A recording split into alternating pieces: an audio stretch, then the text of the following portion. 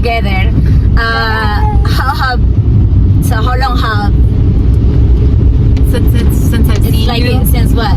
I left Colombia the Like 2 last years? time. Yes, it was in September of 2023. 3. Yeah. Yeah. But I saw you Into the 2 probably years. like May or something. Yeah, I think it was May. So exactly Yes, 2 May. years. Yes.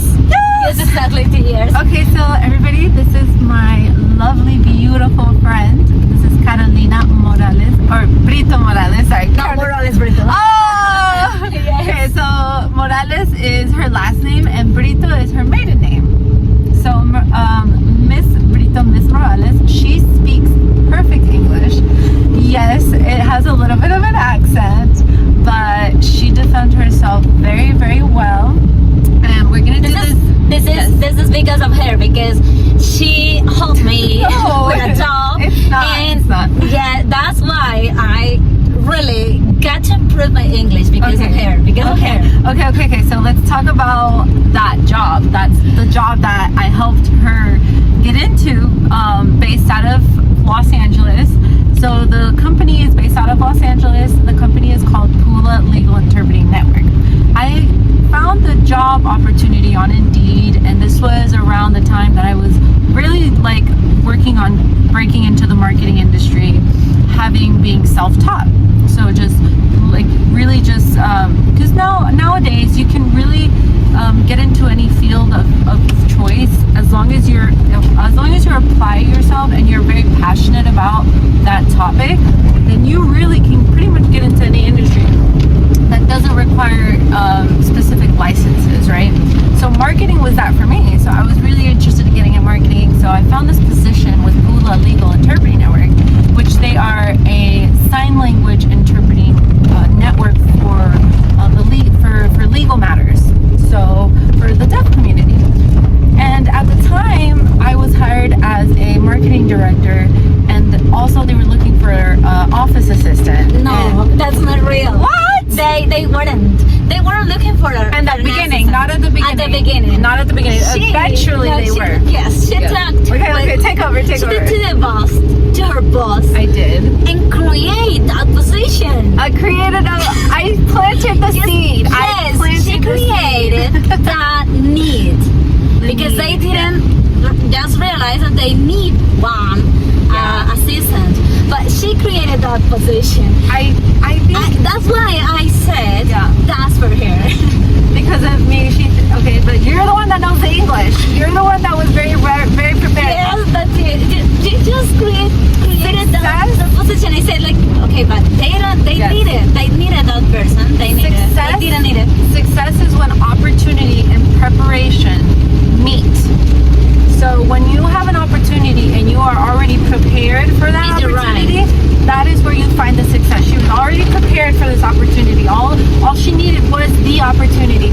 Had I not implemented some new ideas in the company, then of course that opportunity wouldn't have been available.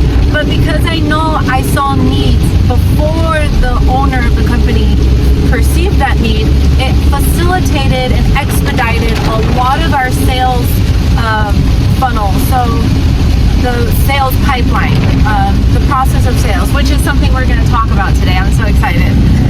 It's about this book. So yes, Carolina, her English is amazing, and that job really, really helped reinforce that English. Learning English in an all Spanish country, because Colombia's prominent language is Spanish, it's not English. But because she's very passionate about it, she applied herself and took the time to study, the art of English. This isn't her book, but we're going to talk about this book later. She's a very smart girl. She studies neuropsychology, and she is graduating with her master's next Saturday. Woo! Congratulations! Thank you. Yes, I'm so proud of her. I'm so excited for you. And having that mentality of wanting to teach other students, other children, other adults to improve their tactics of learning through neuropsychology. That is what her focus is. So English was of course, her passion, but it intertwines with that. And now she can reach more voices. Now she can reach more eyes with her talent, her passion, her drive, her ambition to help others. So I'm so excited to talk about a little bit about this book. I'm looking forward for it. Yes. I'm looking forward. So just to kind of show you what our situation is right now, we're driving to Trujillo. I know I spoke a little bit about it. Hold on, I'm gonna make sure we get a nice view. But it's a lot of wraparound roads, as you can see. We're driving up the mountain so that we can go to my aunt's house. She's has a nice little house in the middle of the village where there's an amazing view up here, right? Yeah. So Carolina and I met in this village when, how old were you? I keep saying it's like, I think we were 8. We were like 8, right? I know, we're like, I think like not 8, like 6, 7. I think we were younger than that. Very young. Very, very young. My grandma, she has this house in the village, and behind her house is a park, a playground, and she lived next to the playground too. So that's where we met. We met on the playground. Yes. And we were really little kids. Visited. I used to visit. Not us, but her family. But she found like the opportunity. Every time she found the opportunity to, like, okay, I'm in Colombia. Where is Carolina? Yeah. And we used to play a lot in that playground. Yes. That was amazing. Yes, those were the glory days when nobody had phones. Exactly. Everybody in the afternoon when we just finished to do our homework and say like, okay, everybody, are you ready to go outside? out? Go outside. Go outside and play? Please, and everybody. They What kind of were like 13 children, I think. Yeah. They were a lot. Yes, there was a lot of us. I have a lot of cousins. She has a big family as well. And a lot of us grew up with that mentality of, let's get out of the house. Let's go play outside. Let's go play in the park. That was amazing. So this village where we're driving to right now is the village where we met. So we're going to go and hopefully continue this conversation. This is the view. Oh my God. Okay, perfect. Hold on. You can't really see it because it's a little dark and it's a little rainy, but esto se llama this is called un mirador. Yes. Like a watching, cliff watching. Yeah. This is new. This is new. Yeah, This is I've never nice. seen that before. Looks cool. Did you remember that here there used to be a virgin? That's the virgin. Oh. That's the virgin. Did you remember that? The Virgin Mary. Yeah. She was in the corner. Did you remember that? Oh, beautiful. I don't remember because this looks different. Yes. This looks so different. It used to be blue. It used to be Wait. blue. Era una gruta. How can you say gruta? But I don't remember it. It's the place where the virgin is. Yeah. And it was blue. Didn't you remember that? Listen, the last time I was here, I remember doing a whole video of this whole trip going up this mountain. And I don't remember. I remember the Virgin Mary closer to the Trujillo, the one with the garden. That was it. No. So I think you were talking about this virgin. The one over here. This one, yeah. This is the one that I remember. But the one that was only for like many years. Many years, I guess. Was the other. This is the one. This is the one that I remember. But this is new. This one's beautiful. Yes, this is not. Yeah. So my mom's friend, our family friends, we know this lady. Her name is Adela. She comes here and she helped make it beautiful. It's like a miracle. Like she received like a miracle. A miracle in her life. She did a promise. She did a promise, and she pretty much was like here every single day to take care of the birds. To take care of the land, to make sure the plants get watered. To make it clean. Pretty much, I don't know if there's lacking of water because there's so much rain. And yeah, pretty much Colombia is like a jungle. Like there's like rainforest everywhere. Yes. It's beautiful. It's so beautiful. God. I know. Thank God. I was like telling her, like, Los Angeles, we need more plants. Like, we need more green, lush life, because I feel like a fish out of water sometimes when I don't have like greenery. It's crazy. I want to come here too. This is a restaurant. A project about how to help the environment, how to plant trees. Oh my gosh, that's actually, yes, I'm obsessed with that idea. I think I'm gonna start doing that. I'm gonna be like that plant lady, like handing out seeds and plants to everybody. Like, here, have a plant for your home. Yes, it's gonna help your. Actually, it helps, and we can get into the neuropsychology of plants. Yeah. Like, just looking at a picture of a plant makes you happier. This is yes, coffee. This coffee. Yes, and plantain too. And plantains. Banana tree. It sucks that it's raining. Oh no. This is a Broadway. This is new. They are going to build here in the future. They are building new houses. It's a new neighborhood. Yeah. They're gonna have like more like condos that look more like modern, I guess. Yeah. But still, This is the traditional homes. This is a cemetery. Yeah, the cemetery. My The grandfather. cemetery. If you come here, you just do like this. Yeah. How can you say in English persignarse? O santiguarse. Santiguarse. How can you say I it? have to Google this, but it's pretty much in the name of the Father, the Yes. Son, and the Holy Spirit. And Yes, in Spanish is antiguarse. Santiguarse. I have no idea how to say that in English. I have no idea. It happens. It happens. That's gonna happen a lot. Like her not knowing the words in English and me not knowing the words in Spanish.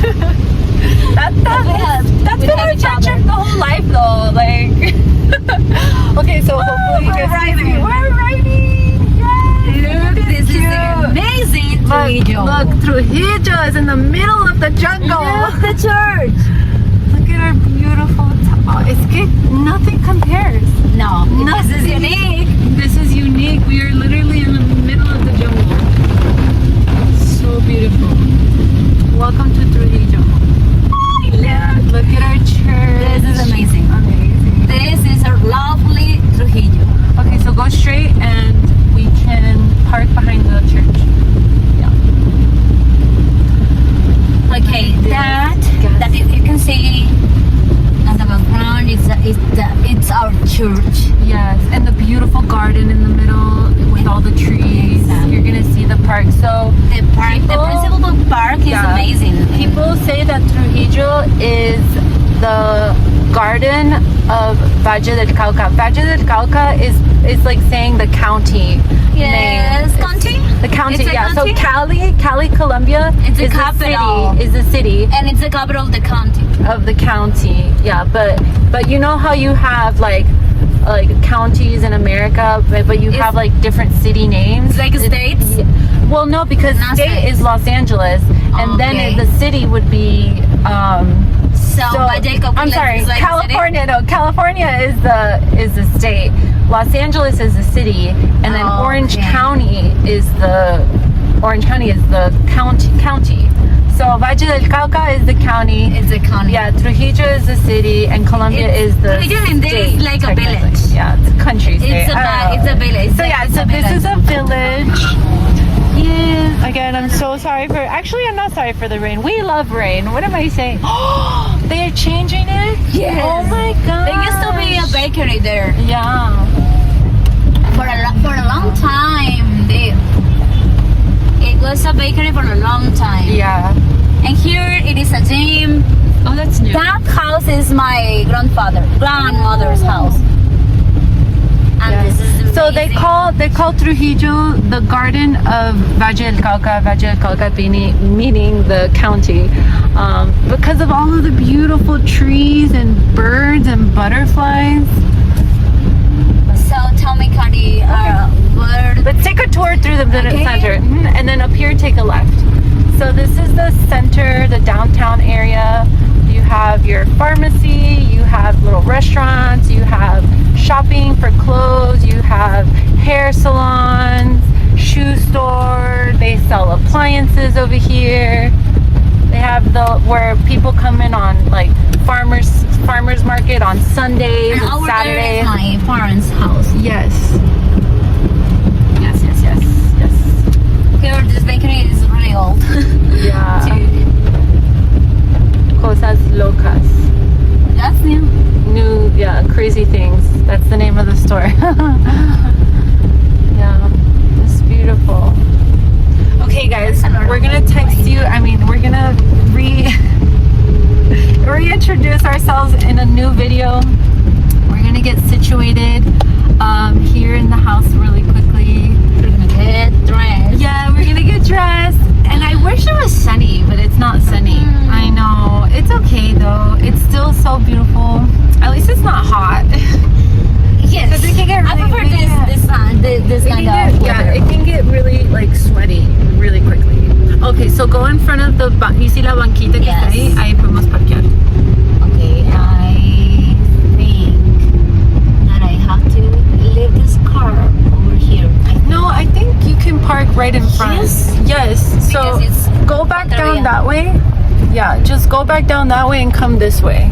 And then park it in front. Yeah. So this is the house, you guys. Fine, Look this how is beautiful.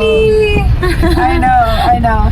So we're gonna do the video from inside and we'll see you soon. Bye. Bye, see you.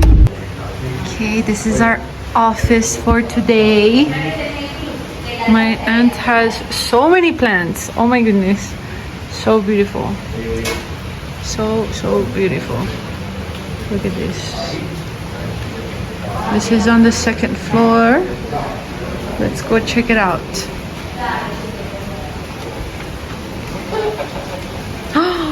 What's that? Hello, guys. How are you? Hello, beautiful. Look at that. Oh my gosh, this is paradise. Wow. I want my house like this. It's so beautiful. And this church is right there. Okay, let's check it out. Let's see. And there it is, the mountain. Hello, mountain. Oh my gosh, it's gorgeous. It's gorgeous, right, baby? Right, my love? Oh my God, mi amor. Yep, this is the office for today. All right, baby, let's go. Let's go.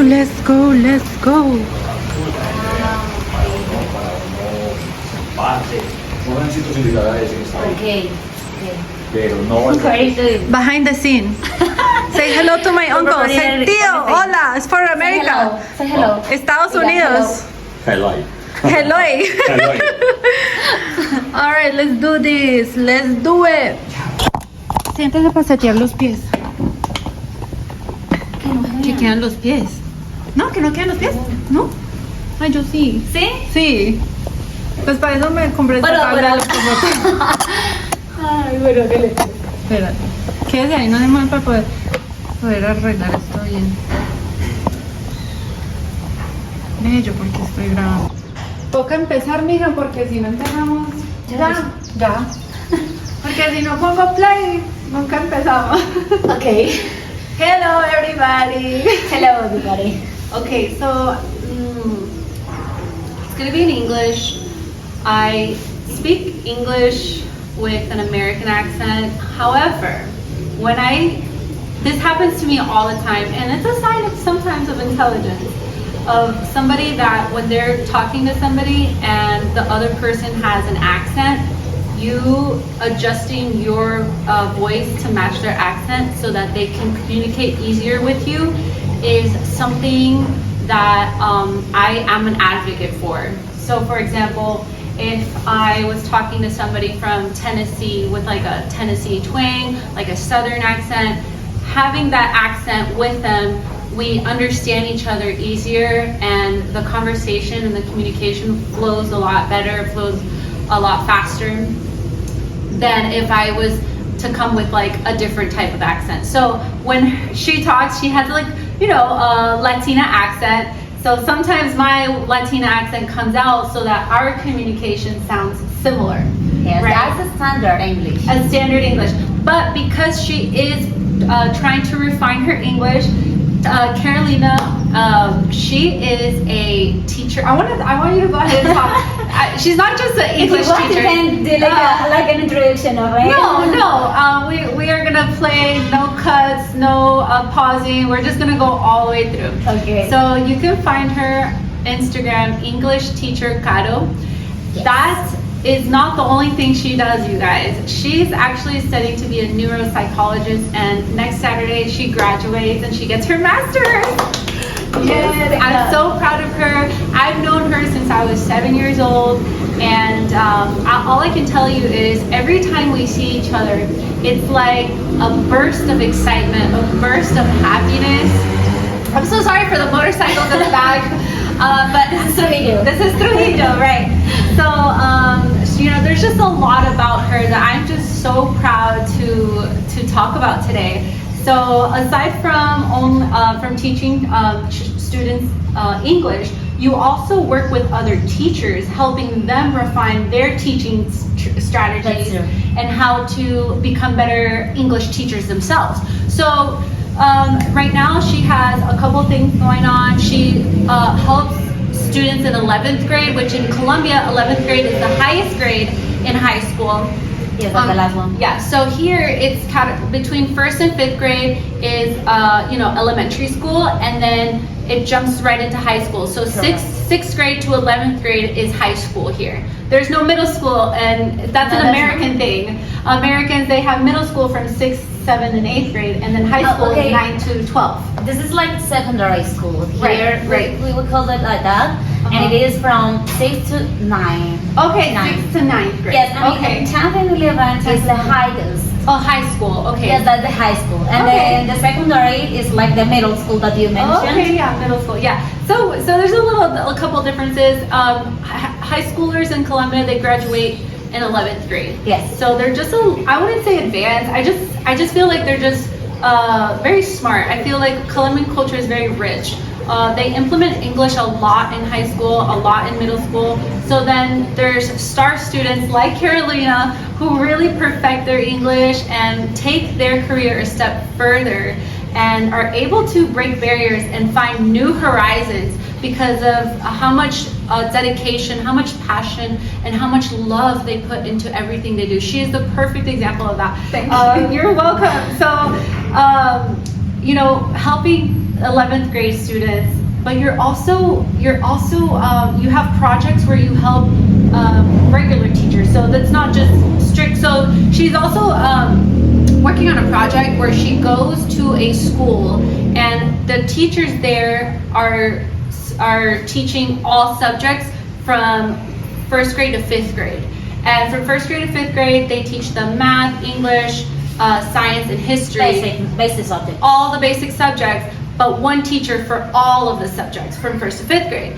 And one of the subjects that they touch base on was English, but because it's not their specific specialty, Carolina serves as an advocate to make sure that English teachings are meeting the standard prerequisites of what it is to have a proper English education in the Colombian education system. So that's amazing because she didn't just say, I'm going to teach English, I'm going to make sure people are learning how to teach the English right. Yes, and that's my passion. Yes, I know. So let's go ahead and tell me more about you. I'm so excited because she's my best friend, y'all. So this is us hanging out because this is the only time I'm going to see you. And then I don't know when I'm going to see you again. Yes. I hope that it is not going to be just too long, please. I know. At least once a year, hopefully. Yeah. Okay. So tell us more about how do you feel right now with the project, and do you see a lot of improvement with the teachers? Okay, so yes, as Cari said, I am working in a bilingualism Make project. sure you speak a little loud. We gotta speak loud. Okay. Yeah. Sorry. So I work in a bilingualism project. A bilingualism project. Okay. Yes. So it is about a bilingualism project that is carried out for the government. of the county. You said Yeah. there's a little bit that you said For the entire county. The Valle, Cauca is the county is our here. county. Yeah. Yes. Okay.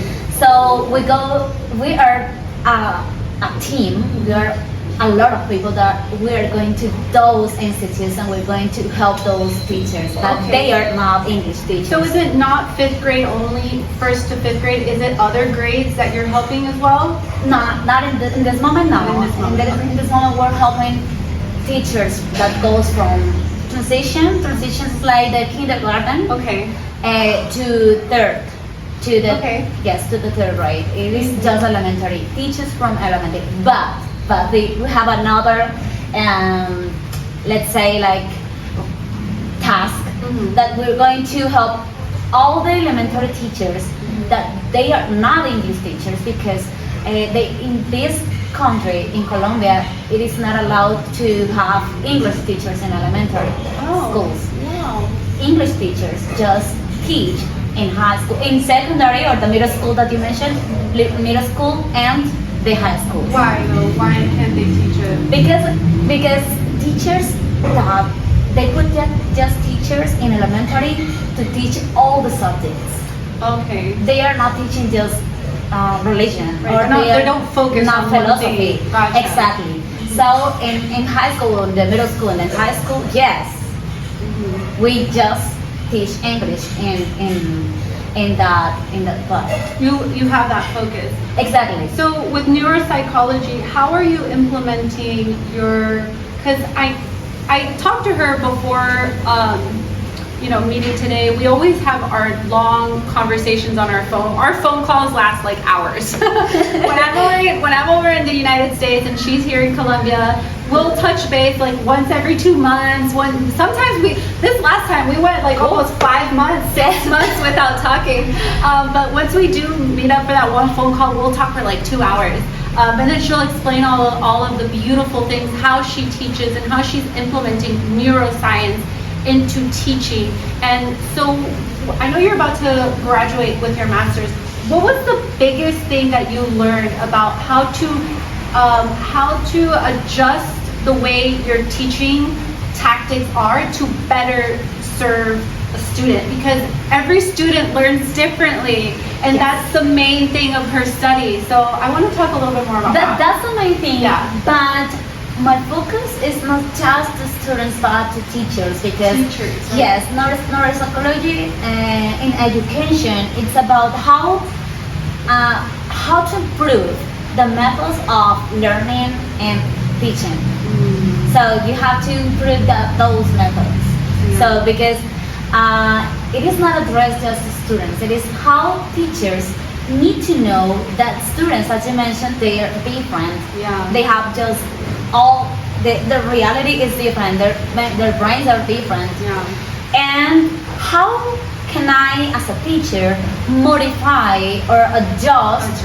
Yes, the methodology to reach to those to every single student, and not just teaching or using one methodology because I can't use one methodology to 30 students. Yeah, for example. Yeah. It's not. How many methods are there? How many methods are there? And do they have categories? They have They are a lot. Okay. But for example, you have to know how the student learns. And for example, if that person is more visual or more auditory or more kinesthetic, you have to know that person. Kinesthetic. Yes. Oh, okay. Kinesthetic meaning tactile. Exactly. Okay. Yeah. So if you, for example, you say, "Oh my God, that person is always standing up, and that person is not paying attention because he lost the focus." Yes, the focus, and you say, "No, you have to have contact with that person." You have to have contact with that person. Come to present time. Talk. Come to present time. Or for example, that person learns more by using kinesthetic methods or resources. So you say, okay, that person learns by doing. That person learns by seeing. The other person learns by just listening to something. Wow. So that's when the teacher has to say like, okay, this is this is not going to help those students to learn. This is not be meaningful because they're not going to learn everything that I'm going to give. So what is the thing? You have to implement activities during the teaching that stimulates the memory, the attention, the motivation, all of the tactics, implement them in one setting so at least it's touching base with each student. Yes, and for example, it is not just to one. Okay, so it is not, I'm going to design an activity to this and to this and to this and to this. No, that's not the thing. I'm going to implement some activities that are going to take into account that diversity. The diversity. Exactly. And take into account. Yes! Your English is amazing! Thank you. Yes. Amazing. That's the thing. So how can I, as a student, so my purpose here with English Teacher Caro in Instagram and Facebook is how can I reach to a lot of people? Right.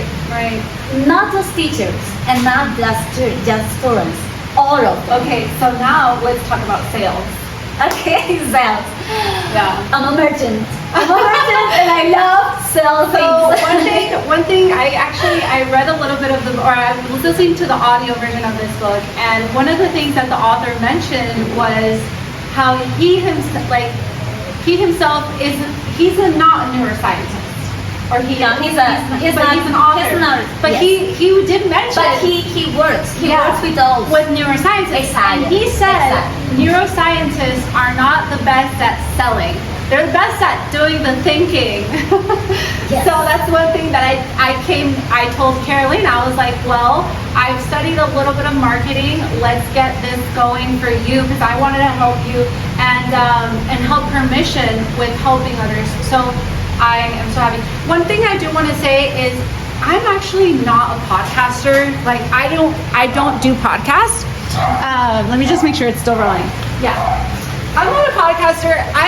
My YouTube channel has nothing to do, like, this is probably never gonna happen ever again. She's my best friend. And I was just like, do you want to do this for fun? Like, I am not doing a podcast. That's not what this is about. My YouTube is literally just about my life. Like, it's just behind the scenes of the things that I go through on a daily, but not so much like stage, because like I also, one thing, Carolina, I realized about the economy, the way it's shaped right now, a lot of people are selling their lives, and they're becoming so salesy about their life that they're not enjoying their life. Exactly. They're not enjoying their life. That's not natural. Exactly. And so it's like, when I think about sales nowadays and I think about helping others, one of the main things that I discovered in like the economical world is don't focus so much about like acquiring the equipment, acquiring the logo, like we're so perfectionist, everything has to be perfect. No, it has nothing to do with that. Literally, people will buy from you because they like you. Exactly. They don't even worry about this. This book talks about that. Yeah. Yes, I love it. This book talks about that, and it is not about. Yes, it is sold to the mind, not to the people. But this is not about sale. So the book is called Véndale a la mente, no a la gente. Yes. Meaning, sell to the mind, not the people. Exactly. And this is by Jürgen Klaric. Yes. He works with neuroscientists. He works with neuroscientists. Exactly. And they work with a lot of like, how can you say, like investigative processes. Exactly. So they investigate all the processes about how the brain works in cell. Neuroscience with a focus on sales. Exactly. Yeah. But everything that I read, I say like, I think like, how can I apply this in education? How can I apply this in education? And also I'm a merchant and I love sell things. Okay. But when you say you're a merchant and you sell things, like a Comerciante.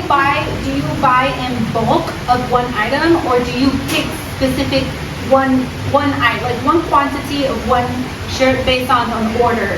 Like somebody says, I want this shirt, then you go and order the shirt to go and sell to them. That's it. Okay, I was gonna say, because sometimes people have like the same shirt, 10 of the same shirt, and they're like ready to sell. That's also a merchant.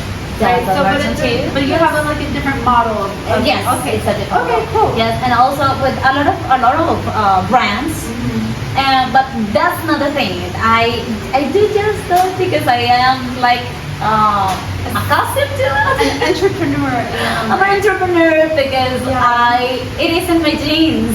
It is in your genes, and we're women too. We're hardworking women. We're not lazy. We love to work, and that's one thing that We're busy all the time. We're busy right? all the time, and so you implementing neuropsychology, and then also implementing other strategies in what you do, kind of tying this back in together with faith.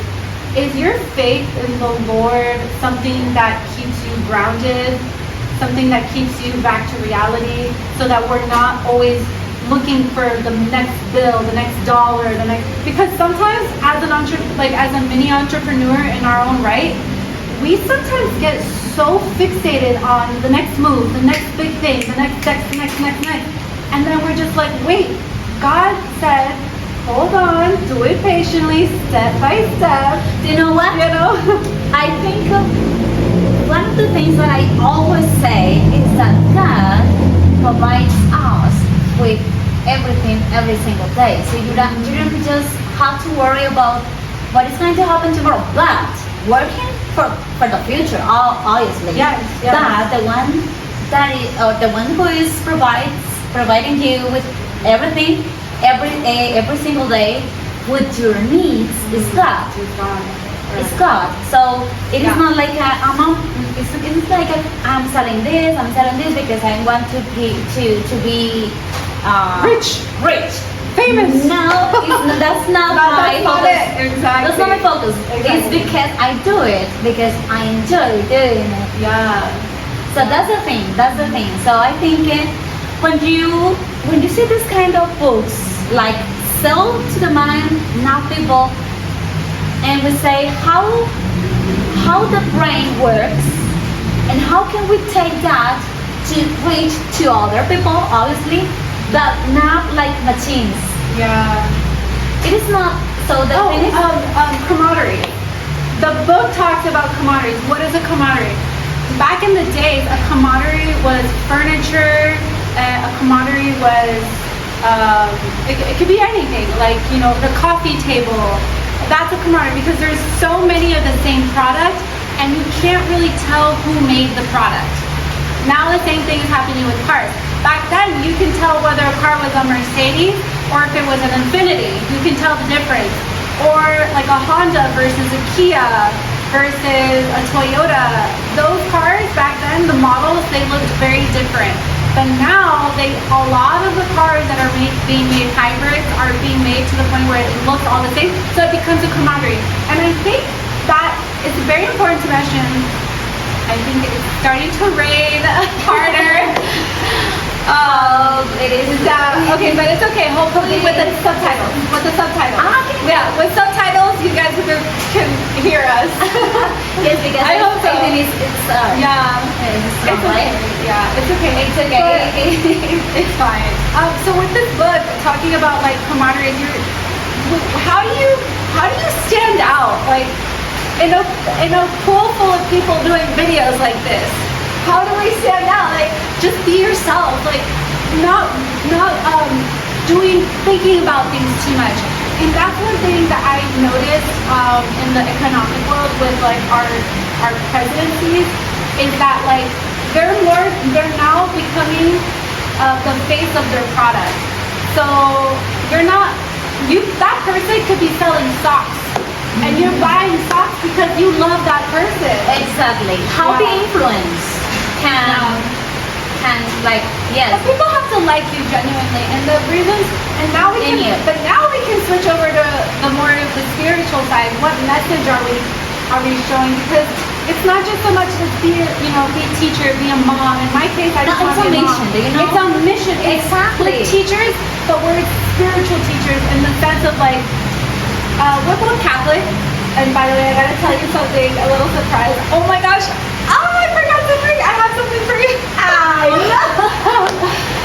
So anyways, but I do want to tell you a little bit about my spiritual, where I'm going now. But even as mothers in our own homes, and even as entrepreneurs, like how do we help shape the new generation in a way that it's not like how it's been like everybody else, copy and paste, copy and paste, copy and paste. Everyone's doing the same thing. Exactly. So there is not like originality things. Right. So for example, I say that, for example, to students, when I meet students, and I told them like, guys, if you want to say, for example, those that are going to get out of the school and they're going to go to the college, they say like, no, I'm going to start a lawyer because it is going to give me a lot of money. And I say, that's not the thing. We are here because we have a mission, and you have to find that mission.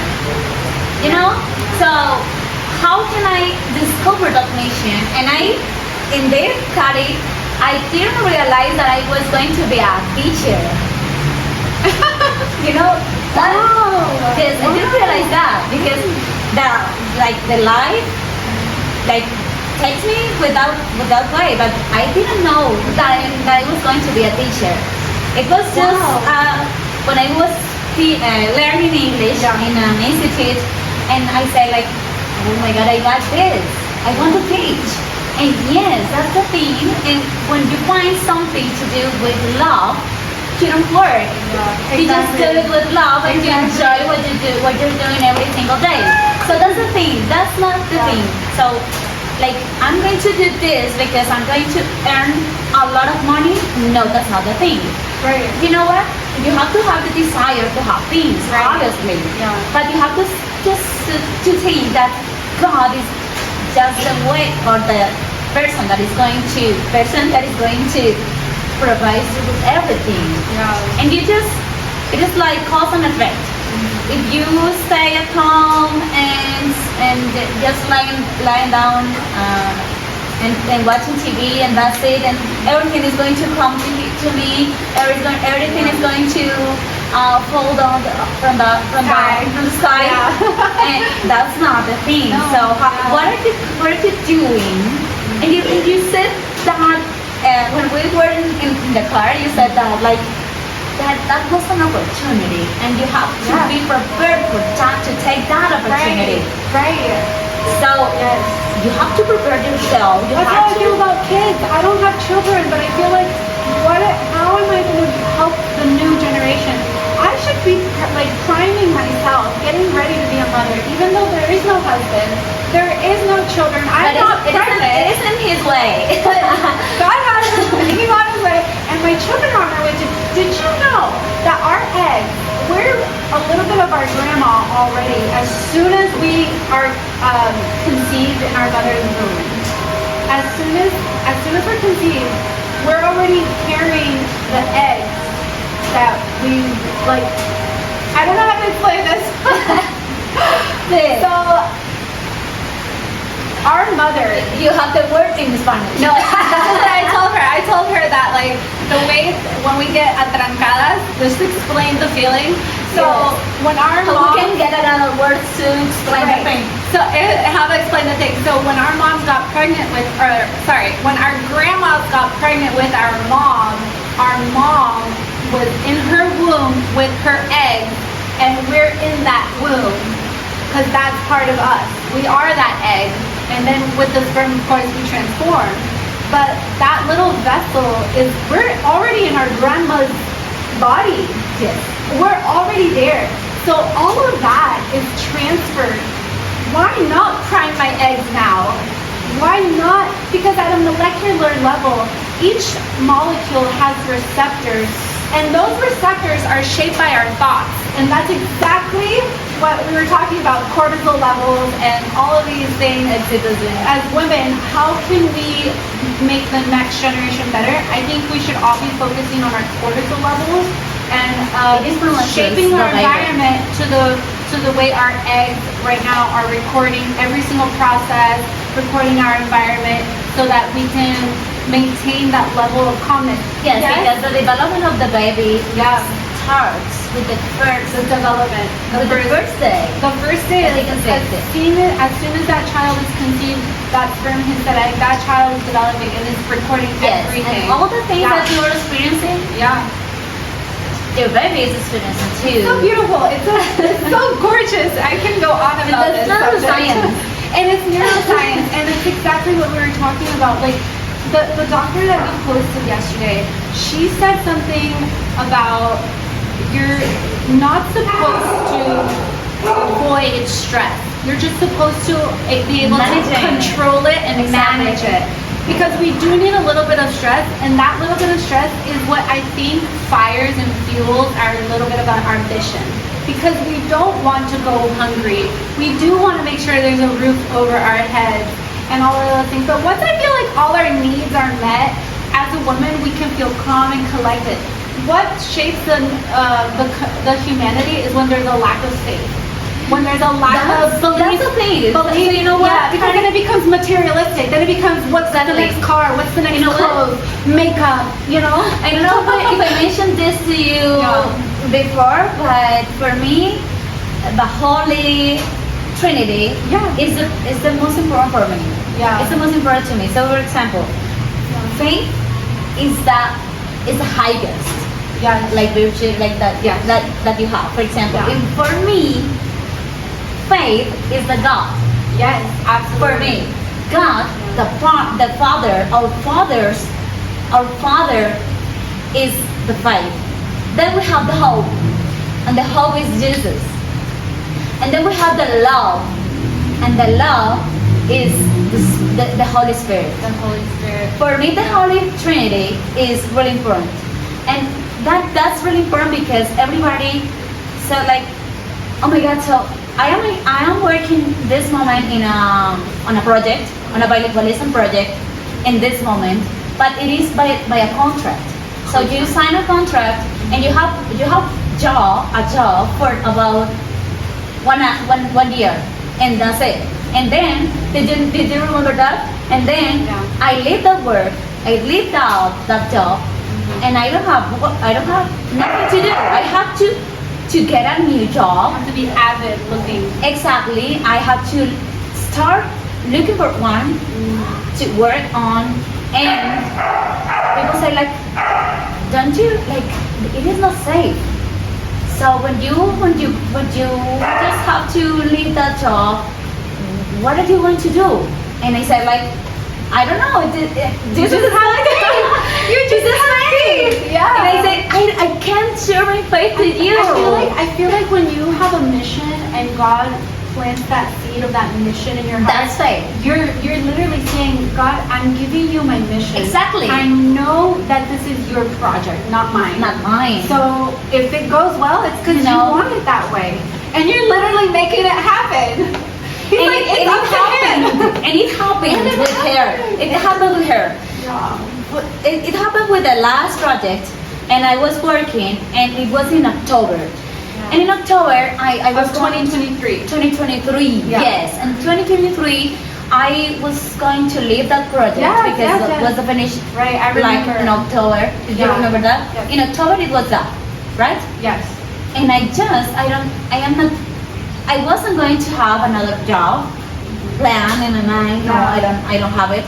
But then you called me and said like, Caro, you need to have an interview with my boss like as soon as possible, because you have this position. And I said like, oh my God, God is everything. God is good all the time.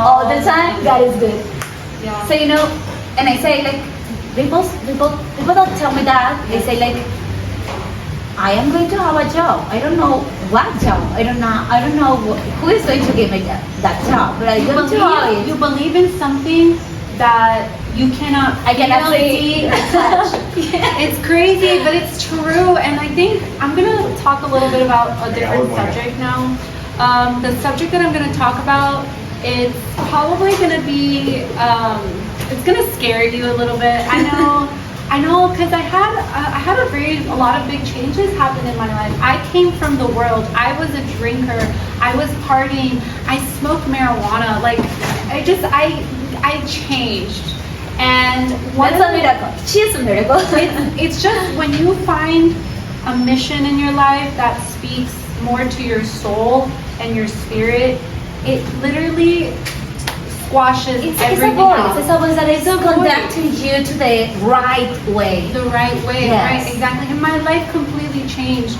Like, when I smell marijuana now, it literally smells like poverty and misery to me.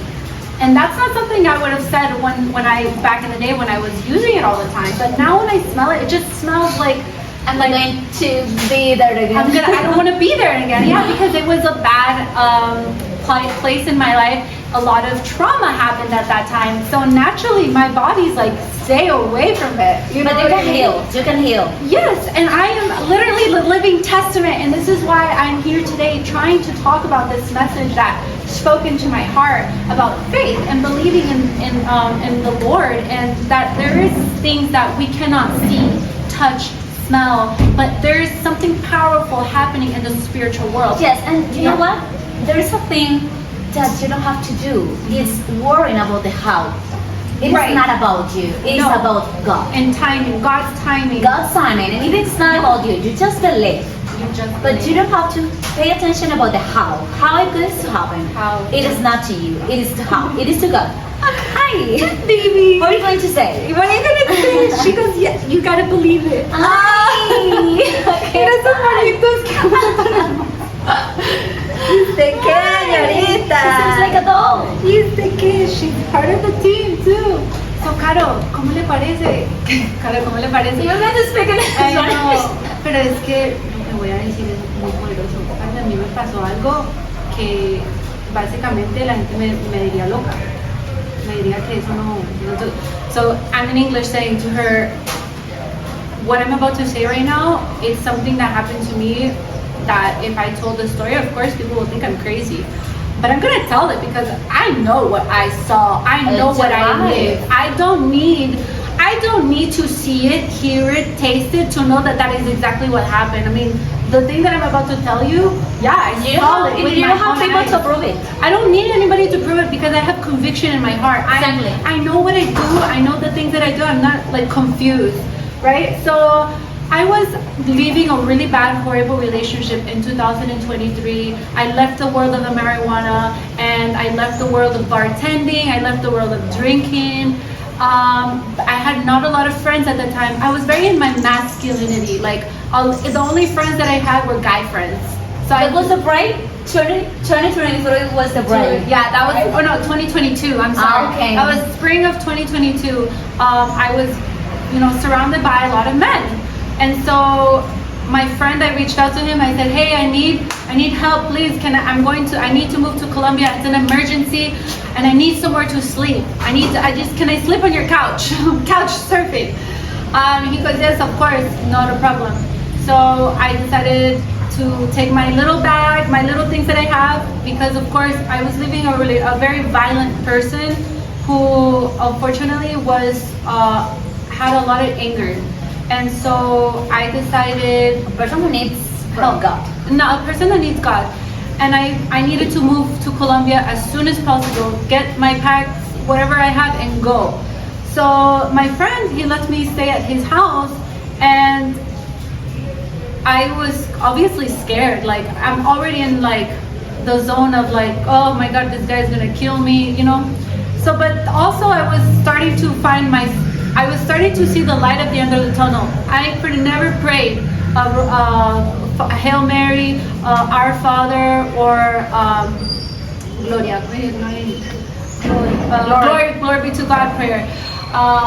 And when I did this prayer, it started, signs started happening in my life where I knew I was going through a spiritual revelation. Sorry Yeah. to interrupt. Glory, Glory be to God. They, Ave Maria. yes, and they know about that? Yeah. In And American? the Okay. Catholic Church is beautiful because Catholic Church is the same in every country, and it's, you know, in English too, right? So, and that's why I love consistency and to find the truth behind things, because I need consistency. Truth, you That's know? the thing. Looking In for the everything. truth, In everything, you know? Exactly. And I look In everything. for That's the thing. the real, the true meaning behind everything, right? So I need like real things, like, but then of course the faith part. So this is where God started testing me. And I will tell you one Bible verse. I cannot remember the name of the book of this, but it's the last book of the Old Testament, and it's chapter 3, verse 3. And I will tell you about it in a little bit. Wait.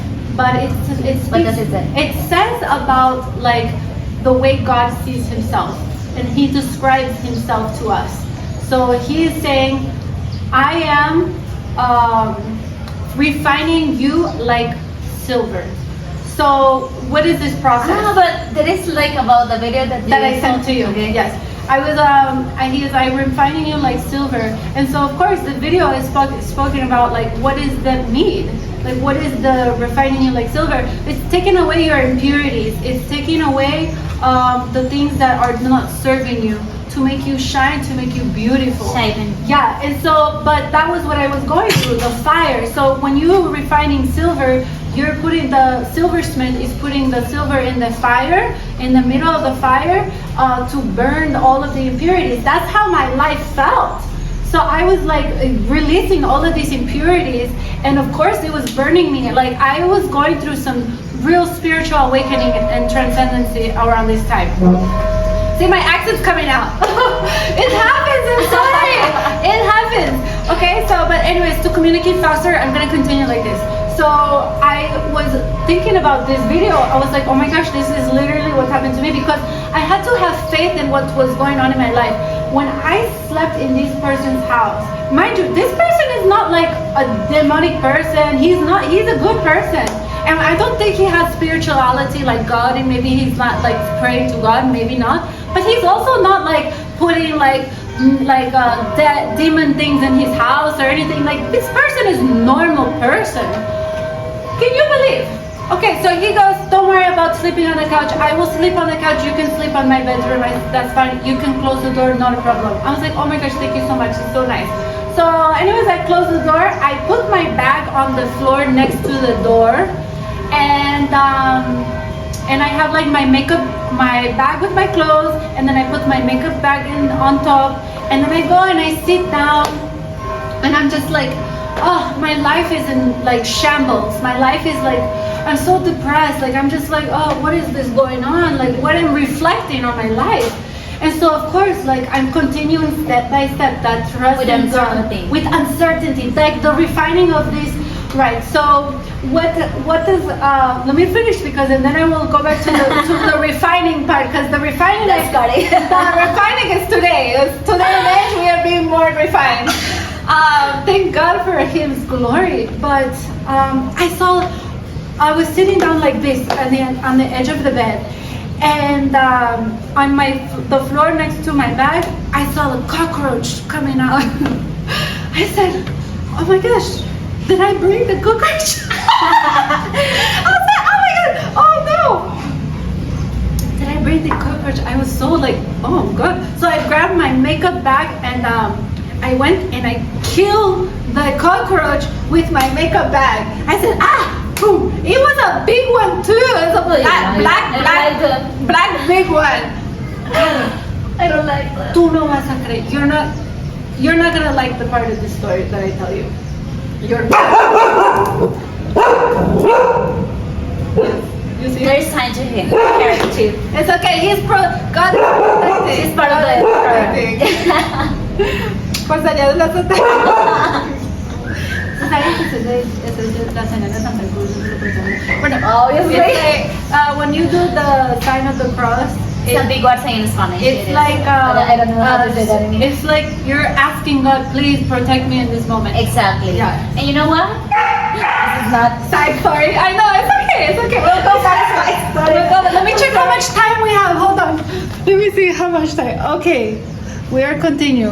41 minutes. 41. Estamos bien. Okay. It's good. ¿Será que prendo la luz? It's better. Yes. Better. Okay. More light. Yes. Wait, we have more light. Better. No la mía, téngalo ahí. Ay. ¿Sí se prendió? No, se apagó. I.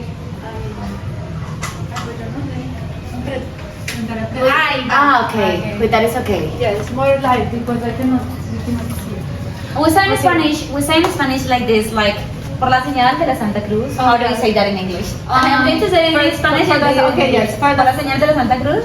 For the sign of the Saint Cross. De nuestros enemigos. From our enemies. You know what? Why are you saying that? Why? I don't know. Why are you saying? And nuestros enemigos. And our mouth. Protect us. That's your best enemy. The biggest enemy is the mouth. Is what you speak from What your you body, speak. what you're saying, what people are saying to you, you know? Yeah. Yes, but not what the people, not what the people is telling to you, but what you are doing. Because this is one of the parts that we're going to talk about. Like when we speak, we don't. Like if I wish something to someone, for example, I'm going to wish not the best to someone, but the worst, for example. Yeah. I'm not wishing the worst to that person. I am wishing the worst to me. Okay. Because this is my enemy. Say, if you are speaking badly onto somebody, Exactly. you are calling that badness into your life. Yes, life is a boomerang. It's a boomerang, yeah. Yes. Okay, so going back to Señal de la Santa Cruz, Exactly. for the sign of the cross, De nuestros enemigos. from our enemies, Líbranos, Señor. liberate us, Lord. Líbranos, Señor, Dios nuestro. Our Lord. Por la señal de nuestros enemigos, líbranos, Señor Jesús. Liberate us, Lord Christ. Okay.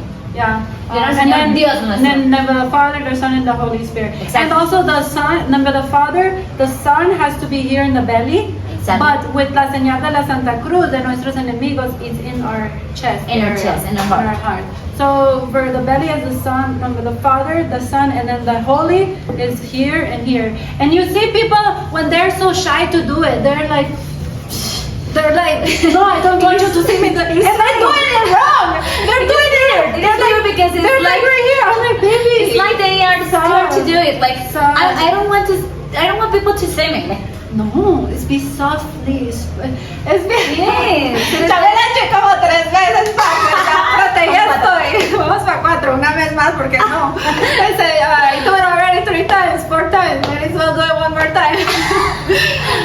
But yeah, it's beautiful. So I wanted to do it because why? Because I'm about to speak about spiritual world and the enemy. So when you are invoking the enemy, even if you are talking about the enemy, he might come into your presence. Okay, let's go back to the story. Yes, that's why. So I'm about to explain the part where I feel the enemy completely was present in that room with me. I'm talking about the devil.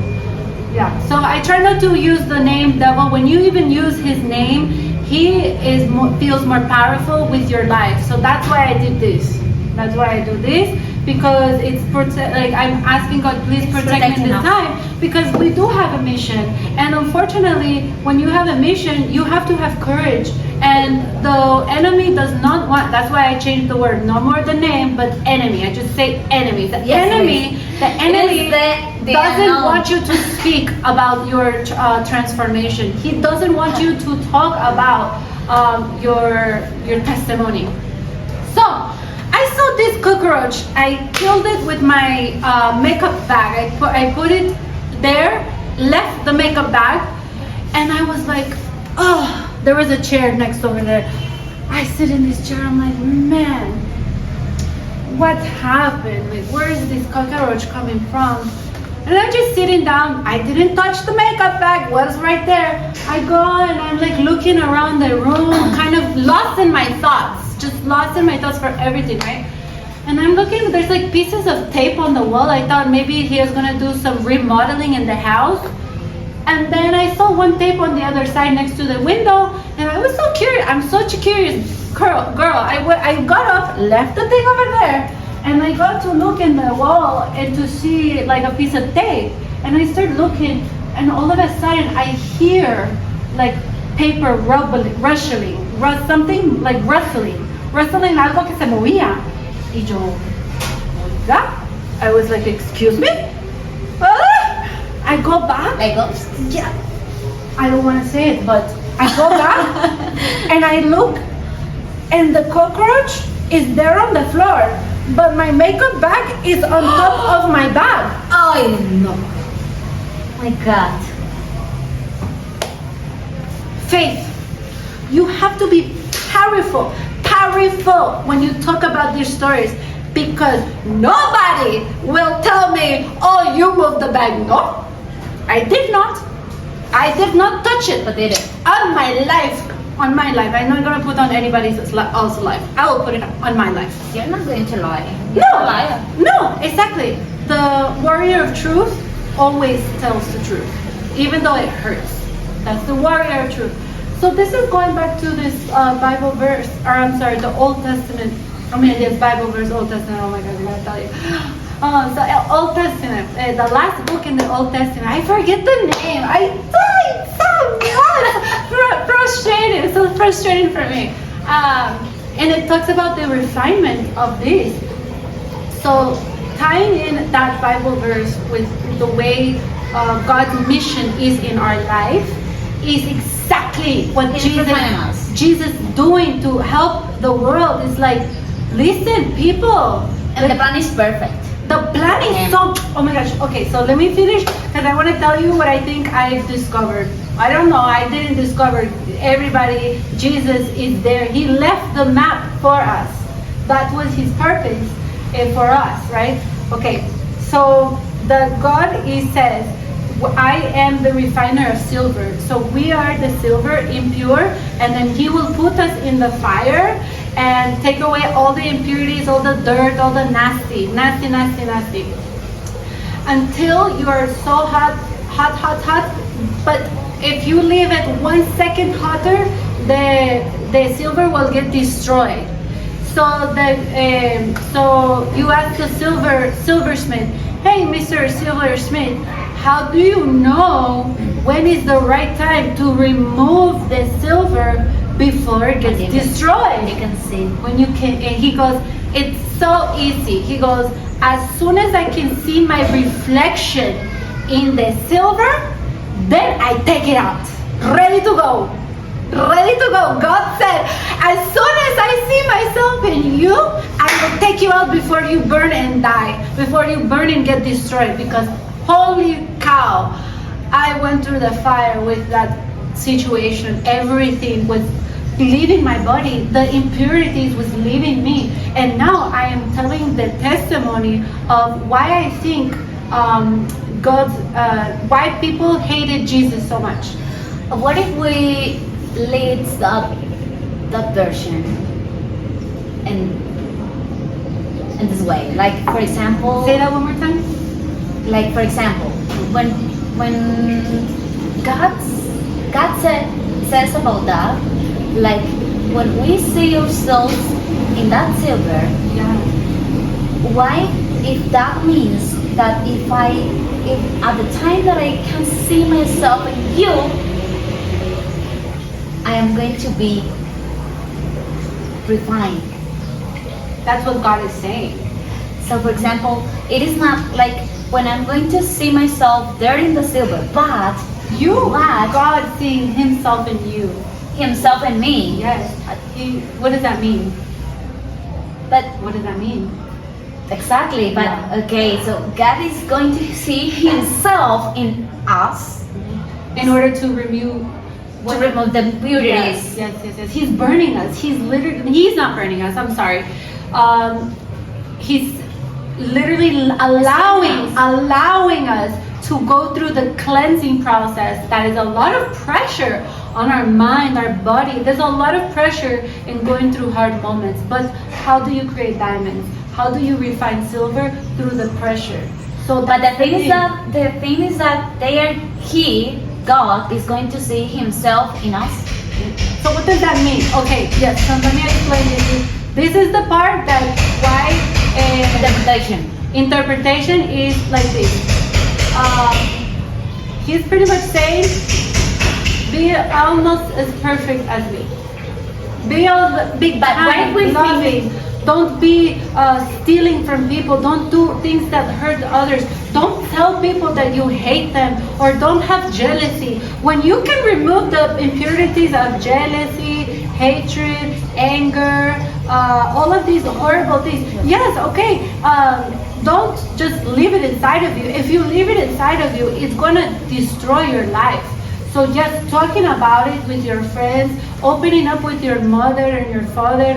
Hey, you know, yes, I realized that you went through a lot of hard things when my grandma was pregnant with you. So did you know how did that happen? Like, can you tell me about your healing process? Because I feel like I think I need to heal too. And so talking about it is great. So having opening conversation, writing your, as soon as you feel an emotion, whether it's sadness, love, passion, anything, write it down. Because if you write it down, not only are you affirming the feeling, it's real, but now there's a record of it. So the New Testament is the record of Jesus' life. Jesus was almost so perfect. Like, he is probably one of the only people in the world, if not the only people in the world, that didn't fall short of perfection for God. Because he was so good in his path and didn't stray away, he had a lot of jealous people. Hey, la iglesia, the church service. I know. I know what's gonna happen. So it's like six. Yeah, it always comes at 6 o'clock. I think it's because the misa. What do you say? Church service. Mass. The mass is going to be at 6. Yes. So or it is 6. No, it is going to be 6. It's usually at 6, I think. So Jesus stays so perfect. Oh my gosh. Sometimes do you feel like there's people that tienen envidia? The feeling is horrible. When somebody is jealous of me, I'm like, jealous of me? Why? I'm not perfect. Because of the greatness, and they feel that. They feel the greatness. Well, what is the greatness? Is it like ego greatness? No, it's just good person greatness. Exactly. Good person greatness makes bad people angry. Yes, it's like they can't stand like people feeling in or experience that good energy to others. It is like, why is that person so generous, or why is that person so extrovert? You mentioned that person that you were working in a restaurant, that a person was doing that, like that person was invading, how can you say? Invading. Yeah. About her. And it is because your energy is good. You have Jesus in you, inside you. Yes. When you see people that has Jesus inside them, when you see people that have Jesus inside them, it is like, you know it. Yes. You know. And you notice that. That's God's mission and you for feel everybody. It. That's you God's, feel it. And that's one thing is that, like, I feel like a lot of, so he had a lot of persecutors in that time. You know, he had a lot of Jewish followers. He had a lot of followers from a lot of denominations, and but the majority of his faithful followers are Jewish people. So, but then of course, the community where the government controls, even Pharisees that challenge him, say, why do you think you're so perfect? He goes, aren't you the son of God? Son of God. He did never say in the Bible. He never said in the Bible, I am God. Why do people think that Jesus thinks he? When the people say like, Colombia.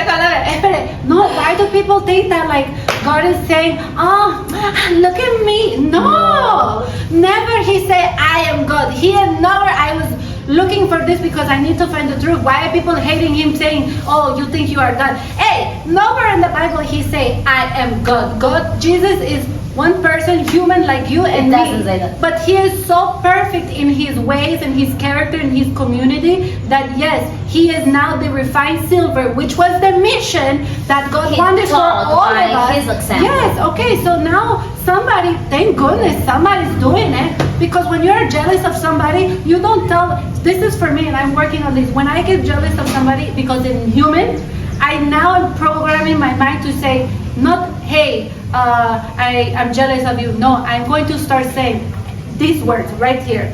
I admire you. You know, that's neurociencia. Speaking beautiful. Speak the beautiful to people because that way more beautiful will happen to you. So now I see all of the people that persecute Jesus because of course, yes, wow, he did the thing that you wish you would do. Well, if you don't want to do it, then now you are going against God's purpose in your life. So change, my love. Like do the right thing so that you can also walk in the grace of God. Okay, so to kind of close everything because I'm going to share this news. I'm really considering becoming Jewish. Yes? Yes. But Messianic Judaism. Messianic Judaism is Jewish people who consider Jesus as the It's Messiah. like Pope Francisco did. Did you know that Francisco? know this. Pope Francisco was Jewish. Wow. So it's Judaism with Jesus as the Messiah, and that is because look, Jesus had a lot of persecution. Like what he did with the Old Testament is he said in the Old Testament versus the New Testament, he says you guys are forgetting the principles of what we should be doing here. Like he says, yes, be the reflection of God. That is what you need to do. But somewhere they got crazy. Somewhere they got avarice. You remember the other word? Google the word. Avarice is when people are doing greedy things. There is a lot of greed involved in the Old Testament. So now people are wanting money. They want everything for power. And so that's why Jesus was like, no, like come back to reality. Like be like God. God in the last book of the Old Testament is specifically saying, I'm going to, once I see myself in you, then I will take you away from the fire. So that's what he wants. He wants us to look and resemble like God. But he understood that throughout the Old Testament, we started losing that. So what Jesus did was saying, hey, everybody, you are forgetting what you're supposed to be doing. But you know what? Come over here. And I have something to say. Yes. When we think about that quote, Yeah. we can think about this too. Like, okay, and what if we can find out? Yes. Raise the volume. What if we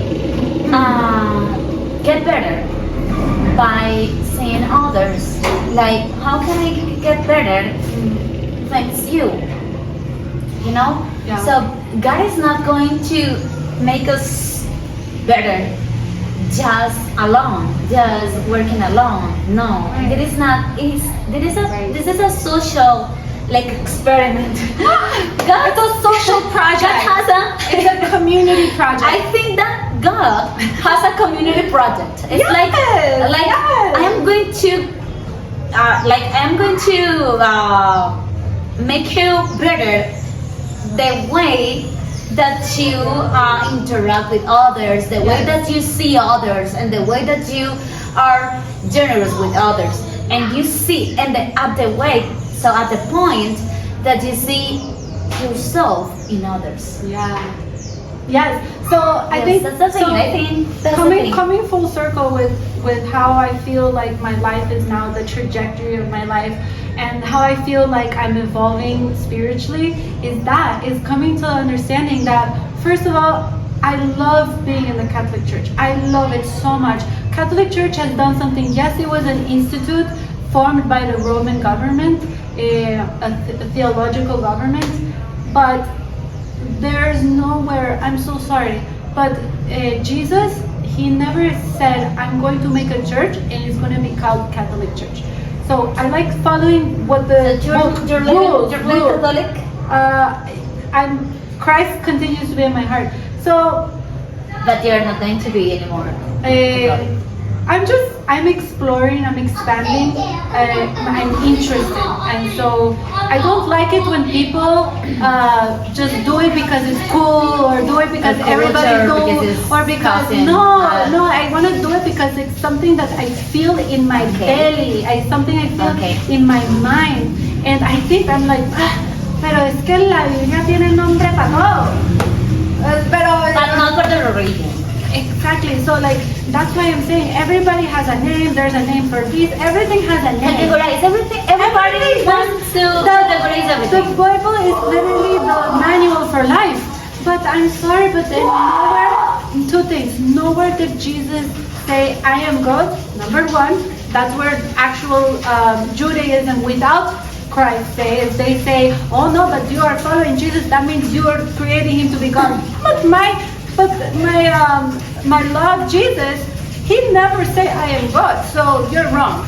Sorry. And another thing, number two, is nowhere in the Bible did he say I'm gonna build a church and it's gonna be called the Catholic Church. No, he said this is the bread is my body and drink from the wine as my blood. Well, how do I categorize this? Like when you drink in the church, that signifies like you're drinking his pain. When you're drinking the wine, it's like supposed to remind you of the pain and the agony that he felt. And the bread is to signify food. We are human. Food is happiness for us. It's our body. And so he says, please remind that every day your daily bread. We are one. The daily bread is for your life, for your happiness. I am providing for you every step of the way. Like you were saying, when you need something, my love, I will give it for you for my mission, because the mission is to come pure and clean for others to see. And now to close out everything, I think what Jesus' main thing was to basically be almost pretty much to the perfection, and then also reminding everybody what the number one sin is.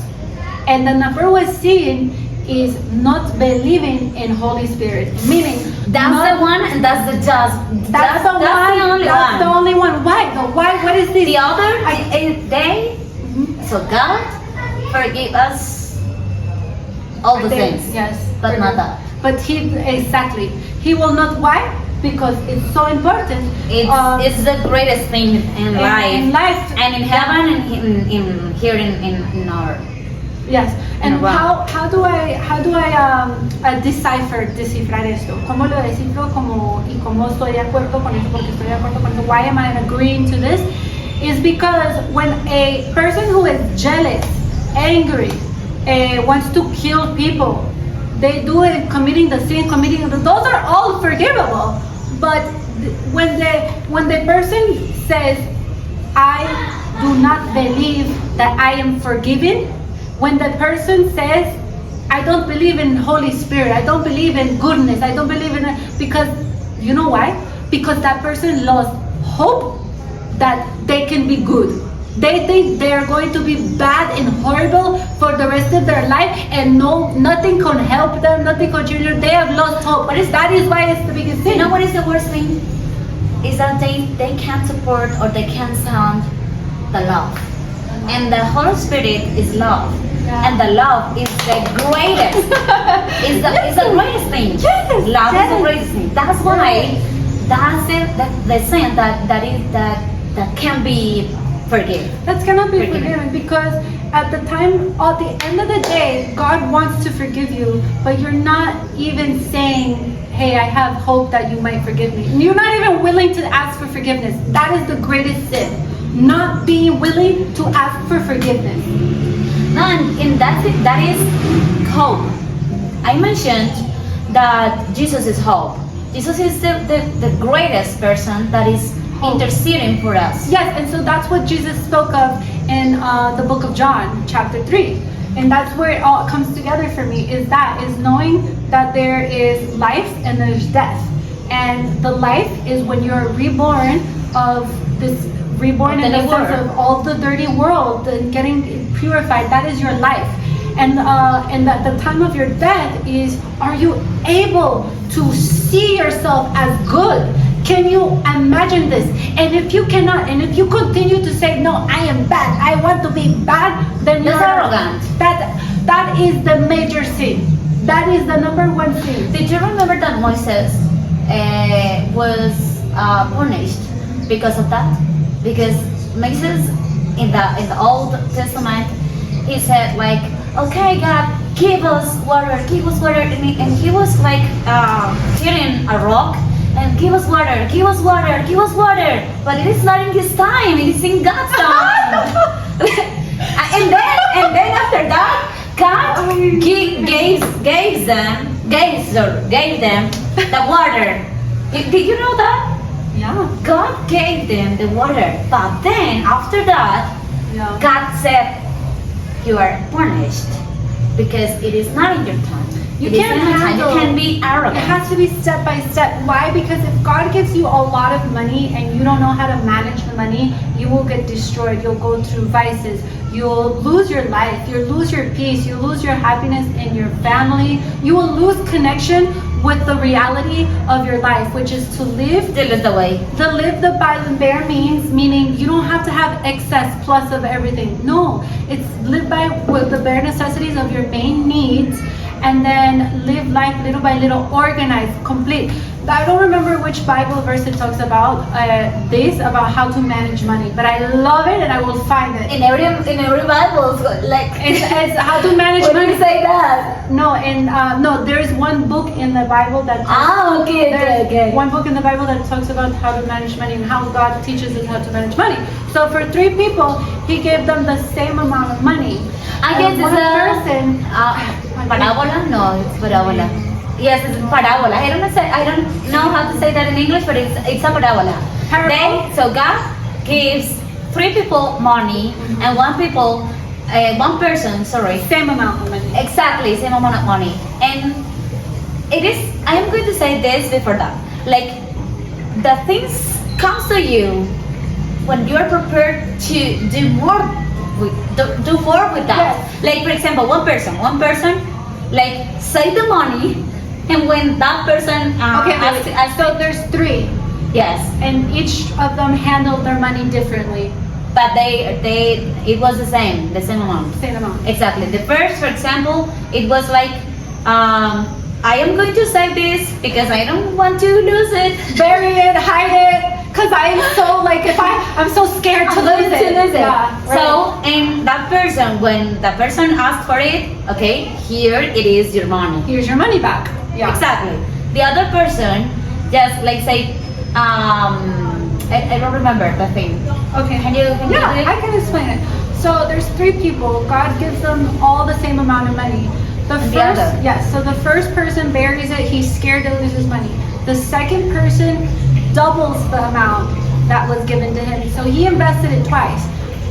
He invested it once, and was able to receive back double what he was given.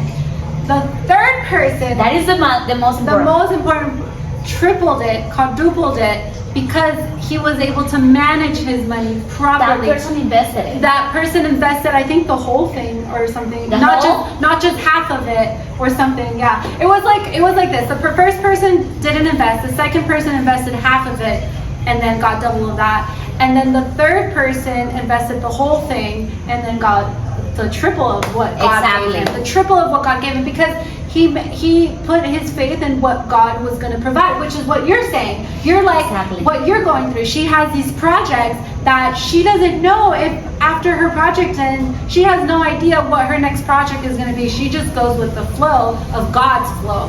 And He provides, and he works the magic. He sets up the puzzle board the way it needs to happen. And trust in providence. So it helps her mission, because it's not her mission, it's God's mission. Yeah. And it is providence. It's providence. And it's what's it? Providence. How do you say it? Yes. Providence. The providence is like God. Is God. Providence is God. So the person who just provides you with everything. and you have to trust in that, on that, because it is not you. It is I am going to solve this. Oh, the bank is going to solve that. No. Oh, that person, that friend is going to solve my life. No, it's not the external things that happen. Economic literacy, por poder entender los términos económicos, being able to understand economic terminology, being able to understand the essence of compounding interest, being able to understand what is it to save, set aside, what is supposed to be the percentage for saving, what is supposed to be the percentage for saving, what is supposed to be the percentage for your fixed costs, the percentage for your saving, the percentage for your investment, and the percentage for your guilt-free spending. So as women, we need to teach our children this. So in today's economy, today's modern economy, going back to Proverbs 31, woman. I went to this Yes, please say it before you forget. Yes. Oh, girl, I've been thinking about this my whole life. But I got it. Trust me, it's up here. Go for it. Yes, I'm so sorry. No. I'm so sorry. I like this because if I don't say those things, Okay, I got this. And you know what? We have two friends and me. We have a club, a reading club. A reading club. Oh, yes. How exciting. And we just read a book that is called The Secrets of a Millionaire Mind. The Secrets of a Billionaire's Mind. A Millionaire Mind. Millionaire or Millionaire? This is a big A millionaire mind. Sorry. I wanna. It's all the same concept. Oh, this isn't. In Spanish is different. Millionaire is billionaire. Okay. It's different. Yes. So it's like The Secrets of a Billionaire Mind. Okay. Esa la explicamos después porque bueno. You explain the. Yes, it's different in Spanish. Okay, you know what? Let's explain it. Okay, yes. Colombian currency, those 1,000 pesos means 2,000 pesos, but let's call it units. Exactly. Dos unidades. 2 units. 2 units. So what's 2 units in America? $2. What's 2 units in Colombia? Those 1,000 pesos. So it has the word mil, which means 1,000. So it's 2,000 pesos. So then the next number after that is millón. So our $1,000 is un millón de pesos, 1 million pesos. And then it goes down to that. 1 million in English is not the same. It's not 1 million. You don't have 1 million units for us is a lot, right? Exactly. And here is like 1 million for you is 1 billion for us. Right. Yeah. So the number is because of the economy. So unfortunately, but complete. Okay. So talk about the title of the book. What is the book in Spanish? What is it? Los secretos de la mente millonaria. The Secrets of the Millionaire Mind. Okay. Billionaire. It is. Oh my God. It was her. Nos van a regañar. Estamos haciendo mucha bulla. We're gonna get in trouble. We're making too much noise. That book mentions one thing that you just talked about. Okay, yeah. You said that we have to separate in percentage, percentages, everything. For example, the 50 for the things that you have to pay, or 20 for education, 20 percentage, or 10 percentage to invest in the future. Perfect. Or for example, the other 10% percentage for charity. For charity, you can also. What is it? Charity or charity? Charity. Okay, charity. And the other 10% is for to have fun. It's just to have fun. Guilt-free spending. Yes, it's really spending. Perfect. So beautiful. It is. That's the science of the book. So I recommend it to you. Yes. So. But you know what? Those are exactly the same number that I used too. I used 50% for my fixed cost. I used anywhere between like 5 to 10% with savings and investment. You can change those however you want. I have the 10%. Yeah, and then I have in this moment. And then for my guilt-free spending, you can do the rest. So if that, or if you 10. So yeah, so 40% guilt-free spending. But right now. So you live with 50. So you live within those means of those percentages on a monthly basis, on a monthly recurring basis. Beginners in finances should be rechecking in with themselves on a weekly basis. Once you get really comfortable with managing your finances and you can be on autopilot in all of your debits deposits are going out automatically, then you can start checking in with yourself on a monthly basis. But yes, And that's low. So yeah, that is it takes time. You just really, you can't, like you just said, like you really can't just be out here trying to do things fast like Moses. Hey, give me now, I need this now. No, sit back, relax. He knows. Baby. God knows Yeah. what we need. God knows what we need. He knows in the timing we need it, how we need it, why we need it in that time. And when you realize the why, you're just like, oh, Yes. And you know that's why. There is a law. There is a law. Yeah. It's a law, and it is in the God's word. And there you can find out the person. So it says like, if you can administrate the small thing, you can administrate Yeah. the big thing. Right. So if you, for example, you can have whatever salary, whatever. Let me see, like 1 million here. 1 million. 1 million pesos. No, but un millón de pesos no es nada. But that's the I said 1 million pesos is nothing. But no. But, Don't listen to her. Don't listen to her. $1 million. That's No, more. don't listen to her. That's a thing. So that the amount of money doesn't matter. You're right. For him, doesn't matter. What is the thing and what it matters? The way that you administrate your money. Amazing. For example, you just earn 1 million, and you just said that it is too small, but that is a little, right? For you, it's a little here, and yes, maybe, but there are people that earn that person, exactly, earn that amount of money.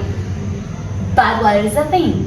It's a challenge from God. Like, okay, that is your salary now. That is not your salary for the future. But show me how can you administrate that million. Yes.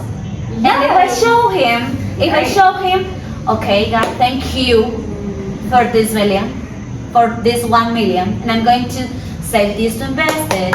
I'm going to save this to charity. Yeah. I'm going to save this to have fun. I am going to save this for education. I am going to save this for all my other things that I have to pay. The Proverbs 31 woman right here. Then right here. yeah. the other month, for example, what is that person going to do with that? That person is not going to have. That person is not going to have 1 million. That person is going to have 1 million, and then the 10% that he saved, the 10% that he saved for charity, the 10% that he saved for education, and for all the things that he was planning. How he categorized it for himself. Exactly. Right. Next month, the third month, for example, that person is not going to have 1 million. That person is going to have 20% of what he had saved. Right.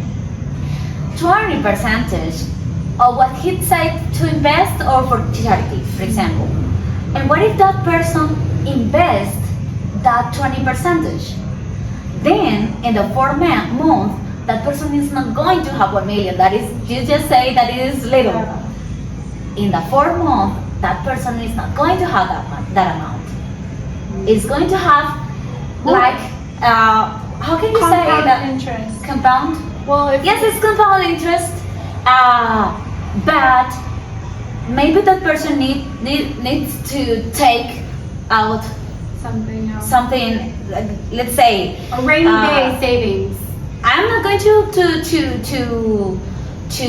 touch the assets, Right. but I'm going to touch or to take the investments, now the interest. And also, we're always, if you have a security saved money for a rainy day, try to replenish that. Make a plan to replenish that hole, that pocket, Invest it. to go ahead and always keep your savings.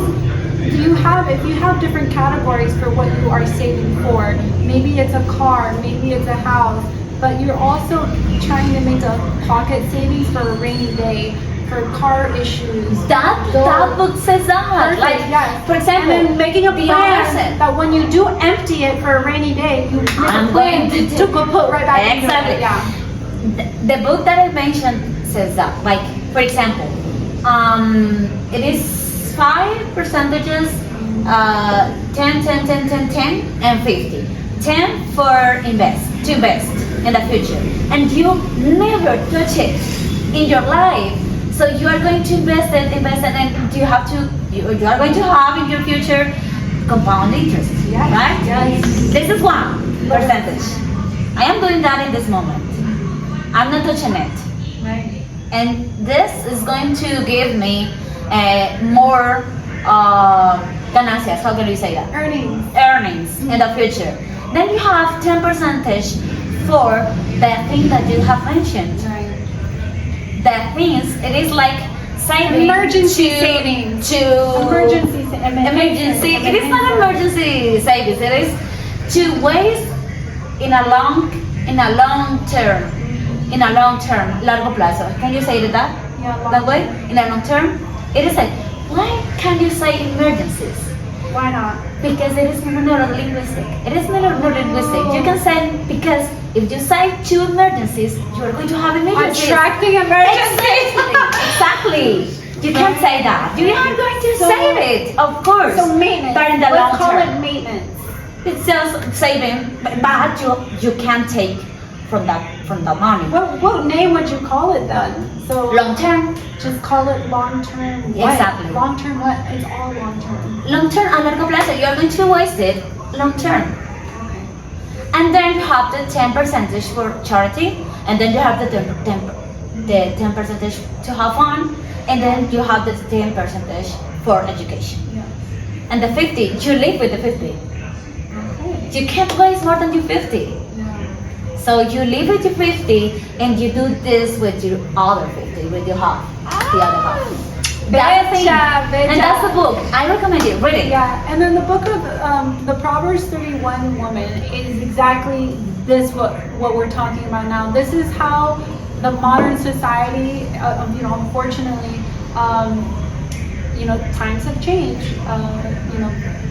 Now women are at home because of the Industrial Revolution in the 1920s, with all the factories being built, taking people off of farms and replacing it with machines. It does make the woman at home more alone, not working in the field with her husband. And back then, children. Unsurvivable. Unhelpful. Yeah, it's like your woman has all these abilities to work, and we're not lazy. Proverbs 31 women are not lazy. We are hardworking women. We love to help. We love to create things with our hands to help our husband. So, and then also we bring our children to learn them, so to teach them how to help. So where all the house is helping the father's mission, and that is essentially what a Proverbs 31 woman does. But because of the Industrial Revolution, it's stripping away all of the manualidades que hacía la mujer, like creating the clothes, making the crops, and it's like, so how do we? Because we could talk about the problems all day, but let's talk about the solution. I don't know, just to kind of think about implementing what we're doing now. I feel like for my children, I want to do homeschooling. I haven't really investigated it too much, but I want to be able to travel with our health, the father, the head of the household, wherever we need to go. And then also making sure that the teachings are by category, because in high school and in college, in high school and middle school, they don't teach you about, they don't teach you how to do your taxes. They don't teach you how to manage credit cards. They don't teach you none of those things. And that is all a huge financial education, but the one of the real world, right? So they don't teach those things in the high school, and that's huge in the Industrial Revolution. So I think as Proverbs 31 women, I think there's going to be a moment that the educational system is going to think about, okay, yes, this is a thing that we have to implement. There is going to be that time. There has to be. That has to. Yes, because it is a need. And that doesn't helps them to teach that, no? Because they don't want people that think. Yeah. No? Yeah. So for them, that is important, of course. But for them, they say like, okay, if we teach this, how is going to be the economy system here in this country? It is going to help us, or it's not going to help us? It is going to be against us, or in our favor? Yeah, I feel like as women, our main goal for their children, I feel, is to. So you know how do you want to take your children to the traditional system, No. educational system? No, not public schools. Not public schools? No. And I think it's because I was exposed And to if it public isn't schools. a requirement, what do you do with your children? Well, here's also the thing is we are evolving as a society, and we are in our own new type of industrial revolution with integration of AI. So I actually was looking into this, but there's this lady who she actually put her daughter in AI type schooling from when she was a little girl. Okay. And this girl is, I mean, her IQ is, she's just a very smart girl. And so I really have to explore that avenue a little bit and what that would mean for my children. But I don't want my children to lose the feeling of so as women, here's what society says. They don't want us to think. Like, they really don't. They don't want it. But for them, it's, oh, she's just feeling. It's her feelings. Fine. Call it feelings. Whatever you want. Yes, I can be a little delusional sometimes. Yes, I am. I always have hope. Yes, I always have faith. Yes, I always believe in something that I cannot see. I don't have to always have proof of everything, right? So, and I think that that's where as women we come in this new modern society, is that we are, I think, the spiritual backbone of our husband. Why? We bring them to reality. We ground them. We say, yes, make sure we give our children the best education. Yes, if the father, I think, teaches a lot of like tough love, maybe, or like para que piensen con cabeza fría todo el tiempo, pero a veces Without feelings. yeah, without feelings, making financial decisions without feelings, you know, and then that can be very detrimental too. And I feel like as women, teaching our children to not To be always human first. to be human first. Yes, Okay. thank you. That's it. That's kind of what I wanted to say, because the Proverbs 31 women, how do we incorporate that in today's modern society? And AI is now here, you know, so like, how can we do this in a way to make sure that everybody's reality and grounded on reality? Yes, we're gonna have robots. Yes, our cars are gonna talk to us and think on their own, drive on their own. In Los Angeles, there's this app, and you can ask for a car, and Tesla's gonna do it too. It's called Waymo, and the car drives itself. It's literally I'm like, and I'm looking to the side, and there's nobody in the car, and it waits to turn into the lane, and it puts its blinkers on, and I'm like, so crazy. So just to think about like bringing back people to reality, I feel as women that is our main goal. So what you want is who is going to teach your children? So the logistics of what that looks like yet, I have to discuss with my husband, because he has his own ideas too. You see what I'm saying? And the idea isn't to dominate my children's education. I want my husband and I to talk about what would be best for the future of our children, for the best of society, how can we implement that faith factor. But you know what? There is something in neuroscience.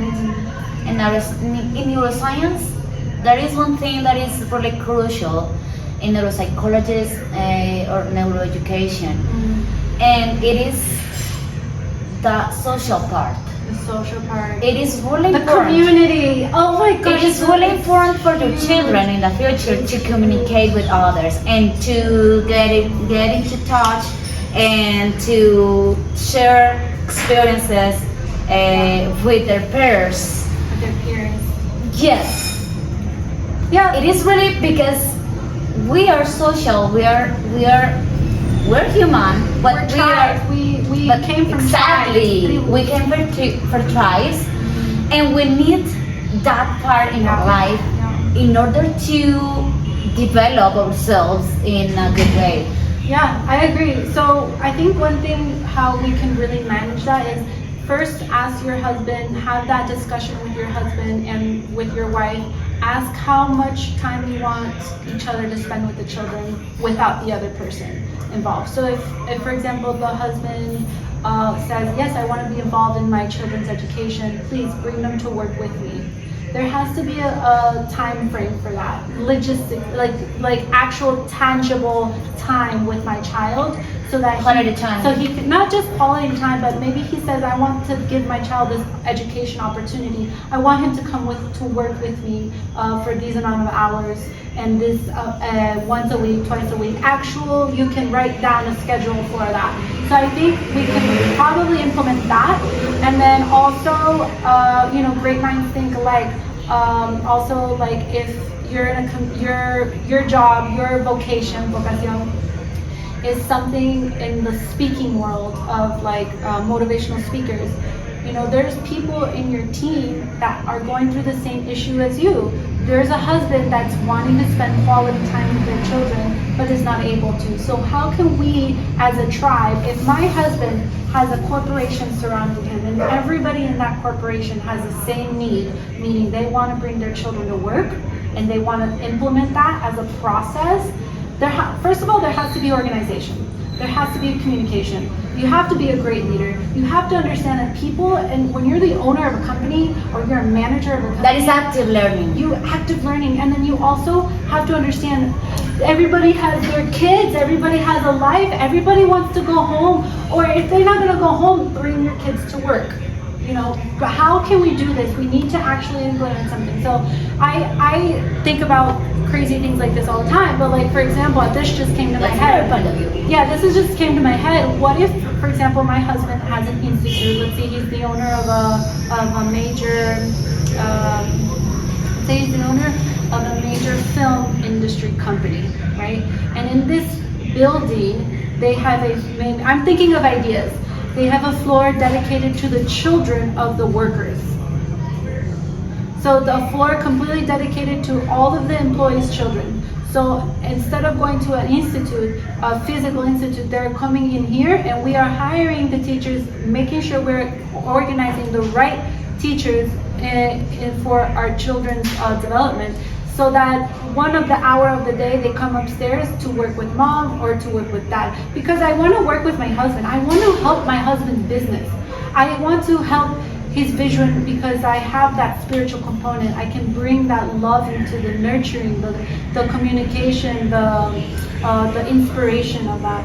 And I'm inspired to inspire my husband. And the way I know how to do that is through love and attention to what he is doing, to his mission. So if I can support that every step of the way I can, I will. So I think something like, these are just ideas that come into my head, but like I said, that's a whole world that is evolving. And when you are a curious person about always looking for truth, always looking for faith, always looking to make the community better, sometimes we come up with crazy ideas, so something like this, it's like you have to think, and if your plans aren't scaring you, then they're not big enough. So that's a big idea, to make a mini school inside my husband's company. But if it means that we can spend more time with our children, and 1 hour, 2 hours in the day, they come upstairs or wherever our main office is to watch us do what we are doing, so that we can teach them. I want quality time, but also productive time. That's the main thing about being a faith follower of God. Is it's not being lazy. You cannot be lazy, and a lot of women are becoming lazy. And that is the Bible too. Because they have nothing to do. The husband is going to work, and now she has nothing to do but to clean and cook. I'm sorry, but we have so much capability of adjustment. We're not saying we are not saying because of the industrial revolution. I'm saying we want to go back to how things were, where we are helping our husbands like crazy. Let's go, baby, come on.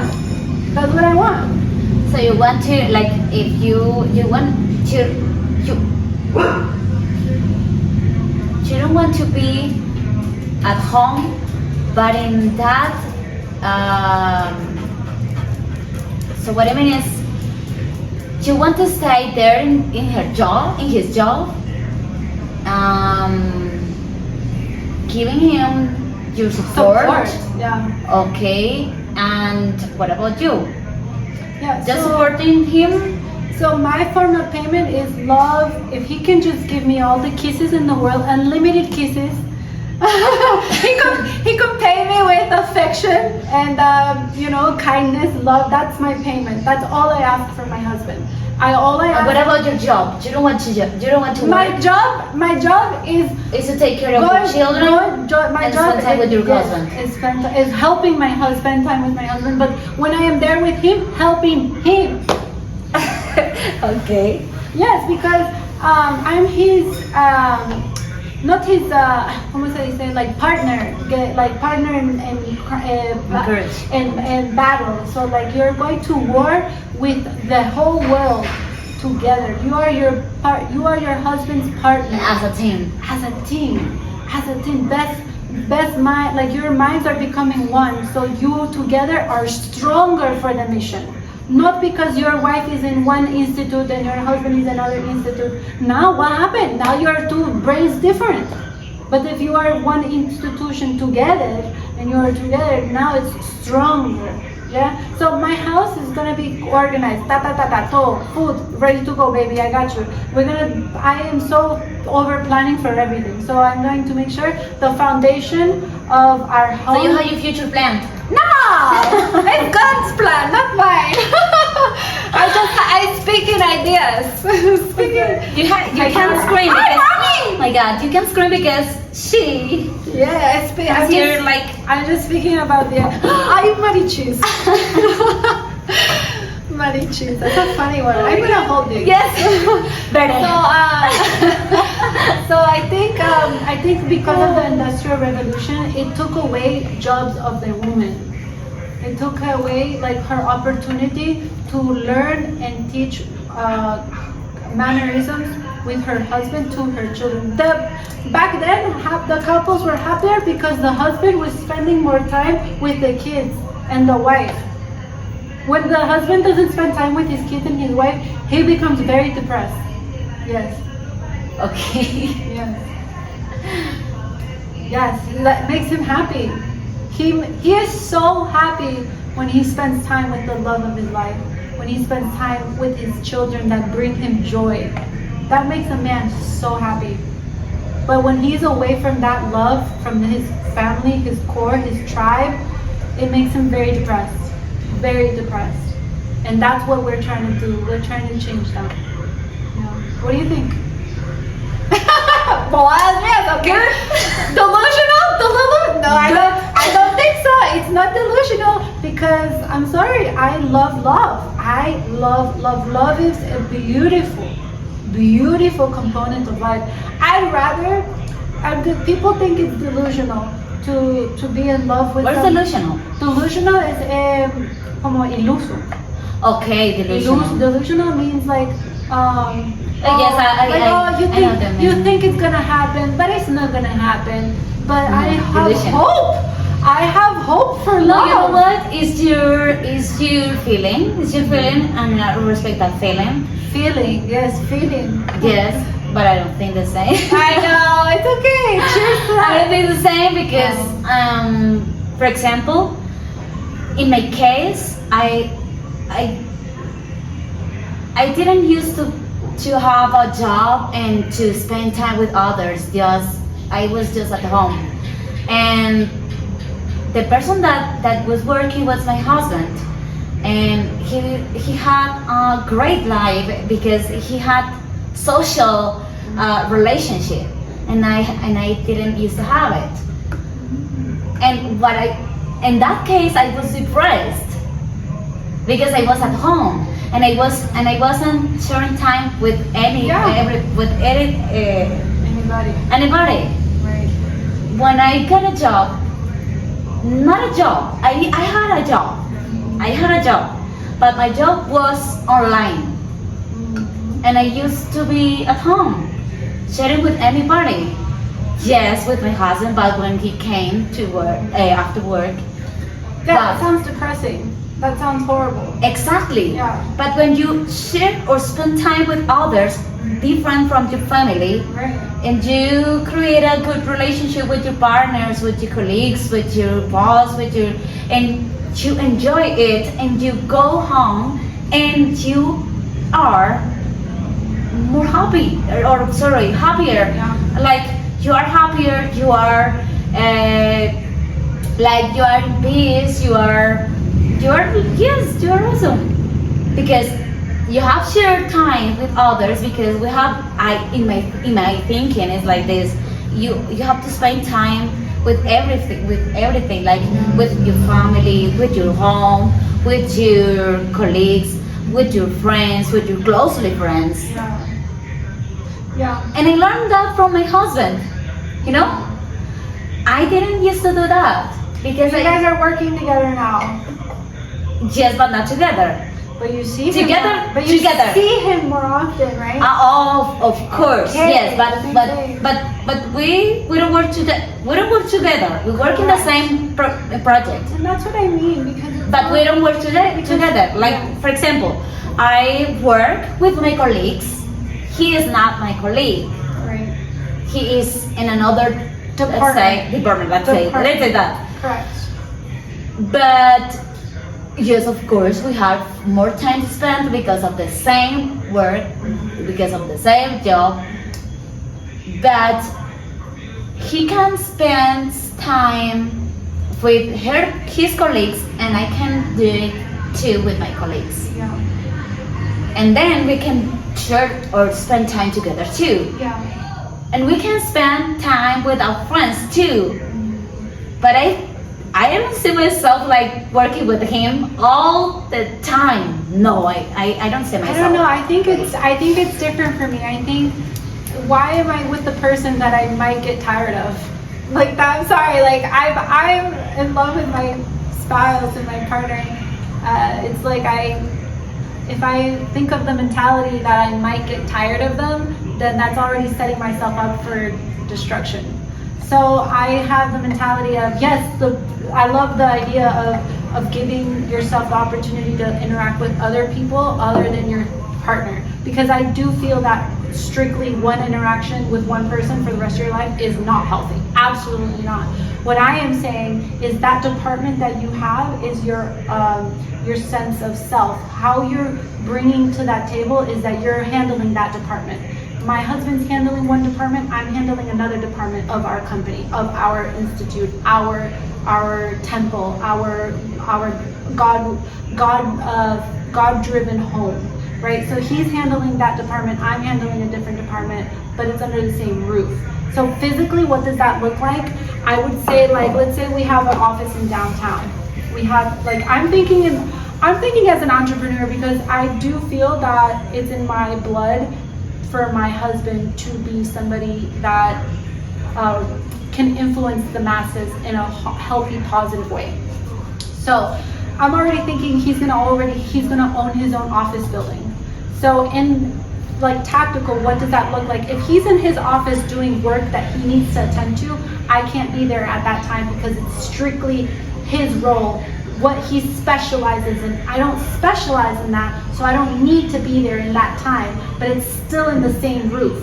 I'm on the second floor, I'm on the third floor. Hey babe, can you get this for me real quick? I need it for this one thing. Yes, of course. I'll see you and later for lunch. Sounds good, see you later for lunch. I have it ready. What if you don't get a position in that same institute? So I don't think it's an institute that it's something that I am applying. In that field? Yeah, I think it's up to my husband he needs to be the one to open up that space for me. He needs to be the one to do what I did for you. which was he found a need for me in that company, in that institute, found a need. What not? What I'm strong in, the things that I know how to do, the things that I'm really good at, you know, and that's one thing that like I feel like why education is good for women is because of this, because we are útil in the sense of educating our children, educating our co-workers, educating people with a sense of good leadership skills, you know, how to delegate tasks, how to speak life into people.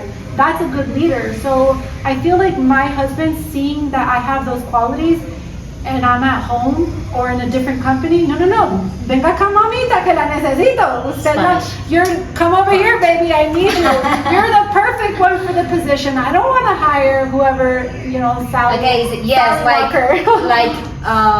recognize those qualities on you, and recognizing that, wow, like esto es the indispensable. Like if I don't create space for my wife in my institute, in his corporation, I'm letting her talents go to waste.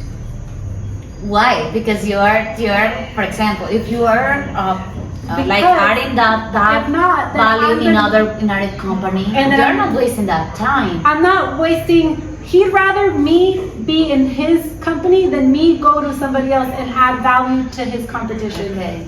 To his competition. Okay. You see what I'm saying? And going to a different boss and going to a different owner. And so he knows I have value. He knows the value that I bring to the table. He doesn't want to lose that. He also recognizes how much further he can go because of the value that I bring to the table.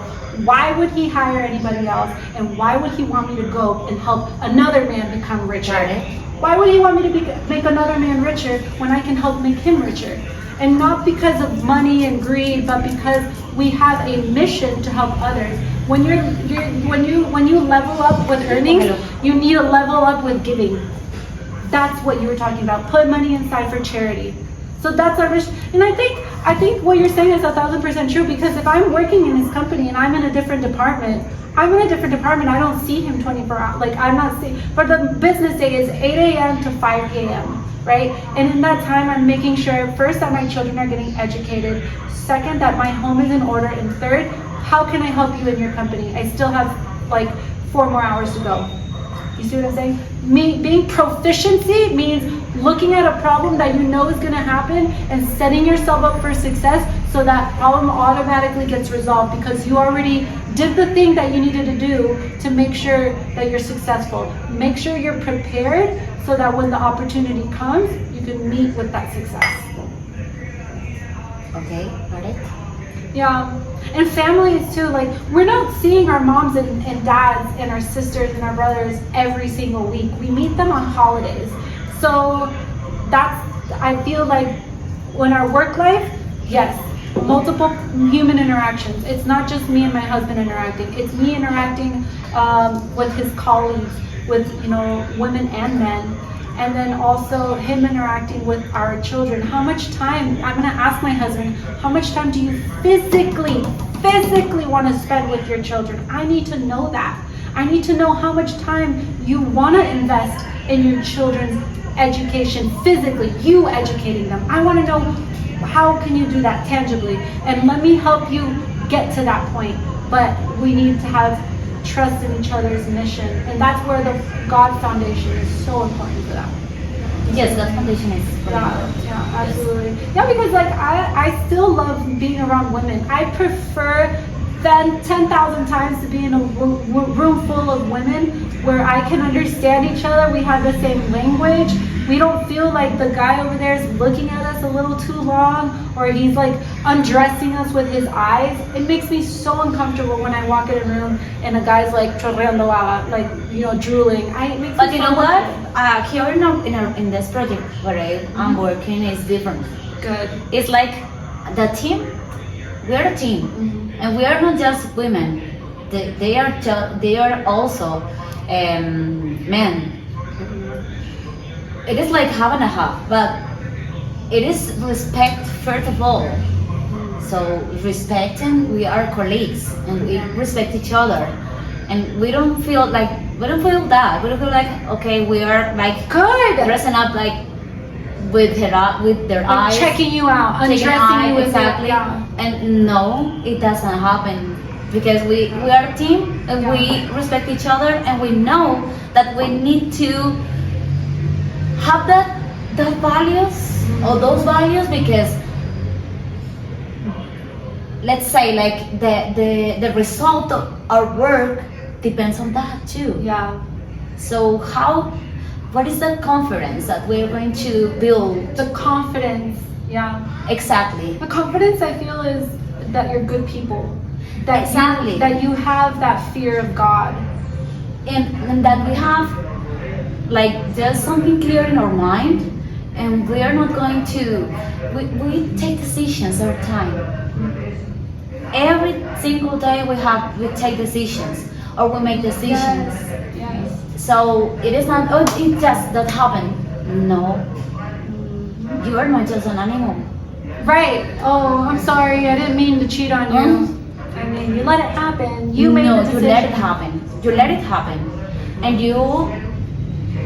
when you have mature people, when you are surrounded with mature people, you say like, okay, I am responsible for everything. Right. And responsible is how I respond to everything, and how I can decide to act in a right way. Right. So it is perspective, I think, and the way I think is because our boss is a great leader. Our voice. Our boss. Oh, your Yes. boss. Oh, Yes. Our boss That's is a great leader. That's amazing. She's amazing. She chooses her people and say like, okay, she is going to be my team. He is going to be my team. He. She delegates tasks according to your strengths. Of course, we all have different tasks. Right. But she decided how to can come to her team. So let's talk about that. Let me just see how much time we have left. But I want to see how does she have continuity on a daily basis? Because hold on, give me 1 second. Huepucha. ¿Qué pasó? ¿Qué? What happened? Dicho que hicimos. Okay, so kind of like wrapping up about like our jobs and working through these great amazing bosses. The reason why we know about building a proper home is because we've worked in institutions that were built properly as far as good leadership skills. And I take that and I'm like, baby, I take that and I'm like, man, I want to create an institution like that because you saw it. So when I wanted to ask you, because one thing that the restaurant I work for, one thing that the boss did was like every day, and this isn't a company-wide rule. Every day, right before the work day, they do a little meeting of what the goal is for the day. And I saw that, and I thought, wow, that's amazing, because even every day has a little bit of tweaking to do. Every day there's something specific that can be done to make tomorrow better, and next week easier, and next month better. You see what it's like a domino effect, a butterfly effect. So yeah, okay. and I've worked on the other side, and I've worked on the other spectrum of that. I've worked in a company that didn't implement daily meetings before the workday, and it was horrible. They were tyrants. So there wasn't a contact, there wasn't a relationship. There wasn't any reflexive accountability meetings. How did you do yesterday? What can we do better for today? How do you feel? Yes, how do you feel? Oh my gosh, that is a big one. How are you doing? Just did you ask how are you doing? Yes, Bonnie was that kind of. We were working together for Pula Legal Interpreting Network, and she was like, "How are you doing? How are you?" But that's so powerful. Something so small as "How are you doing?" But you know why? Love it. Yes, but you know why she did that? How did your boss do that? Do you know how? No, how? Why did she do that? Yeah. Because she She did a course in neuroprogramming. Neurolinguistics Neuroprogramming. Yes. Yes, she did one. She did a course about that, and that is really important. First, she knows that first you are talking. Let me make sure that this is on. Hold on, is it on? Okay, yes. Okay. So she first knows that she was talking with humans. Yeah, right. Exactly. And with people that have feelings. Mm-hmm. Correct. And that is neuropsychology. Neurolinguistic programming. Neurolinguistic programming. That is neurolinguistic programming. And how can you talk first with your mind or with others' mind, and after how can you talk with the people? So when you talk first to the other's mind, you know that first you are a human, first you are a person, first you have feelings. How to appeal to the mind and not the person is remembering the human in them. Exactly, and this book mentions that. So, I'm so happy that we did this. I'm so sorry about the pause. We are doing what God's work is for us and using what we have at the time that He's giving us this opportunity. Because yes, we don't have a big tripod. Yes, we don't have lights and cameras. Yes, we don't have microphones. But God is wanting to know that we are able to use our resources that we have now and handle it correctly. And I think and God says, start where you are. Start with what you have. With what you have. Correct. But I wanted to ask you about your job now. What is she using that really you say, wow, I want to be like that? Or my like, boss? Yeah, or like is what is like something that you noticed in her character that makes about my boss? Yeah, your current No, boss. she's amazing. Amazing. Yeah. She's amazing, and I am working with her like 3 years. Just about 3 years, for about 3 years. And your boyfriend, your soon-to-be husband, is going to be. He's in the different department in the same company, right? He started to work in this company just this project. Perfect. I love that. But I worked with her 2 projects. So so you were the first one in the company, and then you later on were like, hey, let's work for this company together. Yes, because he didn't have a job. He didn't have a job, so I told my boss, do you have a job? Do you have a position? Do you have an opportunity for my husband? And she said, oh my God, why didn't you tell me earlier? Okay, leave me his CV, but I'm going to see because CV, what is that? Our CV, like a resume. Oh, resume. Okay, gotcha. Give me the resume, but I just leave all the positions because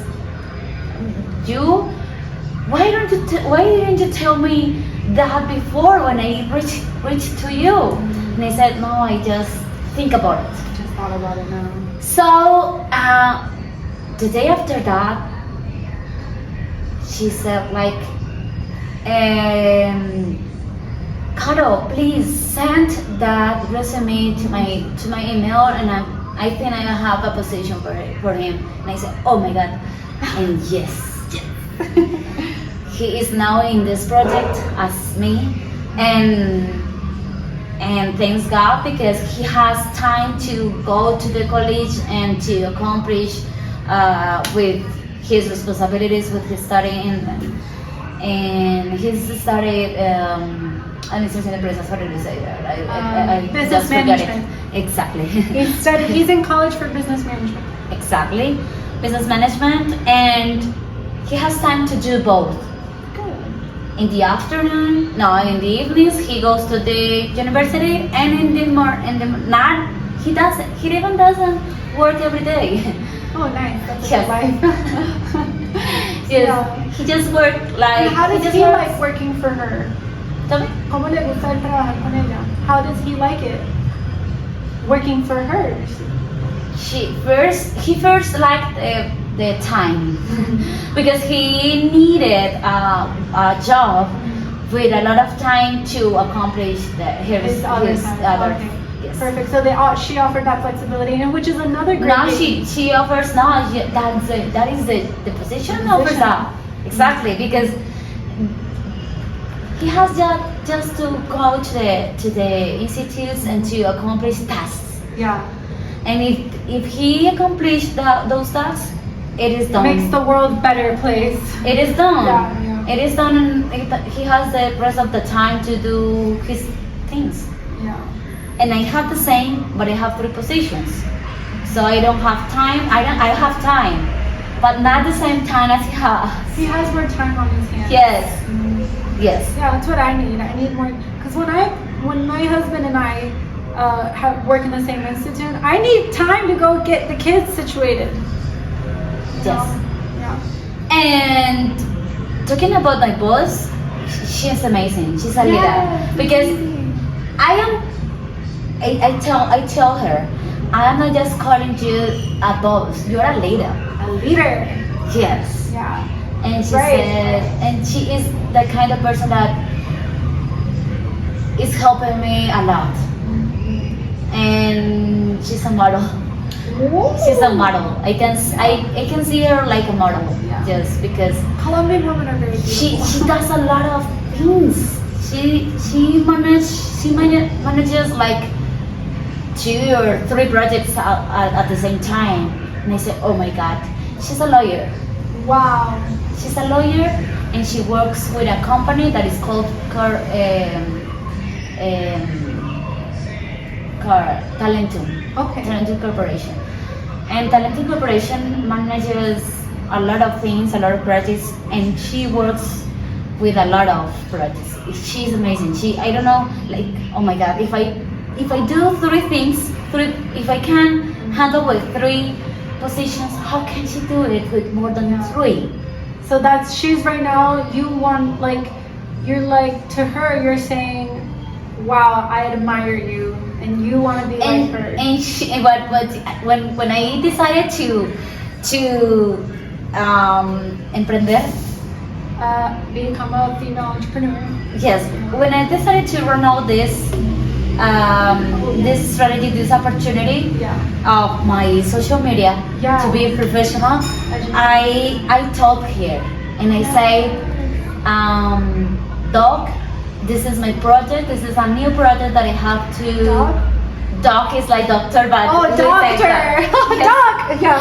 But we say Oh, doc. okay, yes. Yes, we always mention, Yeah. or we always address her Address like her as doctor. as doc, Doctor. doc, Doc. like doc. Doc. She's my doc. Yeah. So I don't say boss. I don't say boss. No, I don't say boss. I say doc. Dog, because she's a dog. It because sounds like you're she's saying a lawyer. dog. No dog. But I mean, No dog. Dog. at the end. No dog. Yeah. And I said, dog, I'm going to. No, dog. I'm going to have my social media professional. Please, Yes. please go there, follow me. Say Karen, so. we Please have like. a lot of neuropsychology in the Hispanic community. She has a lot of golden nuggets for you guys. I know my followers are mostly English speaking.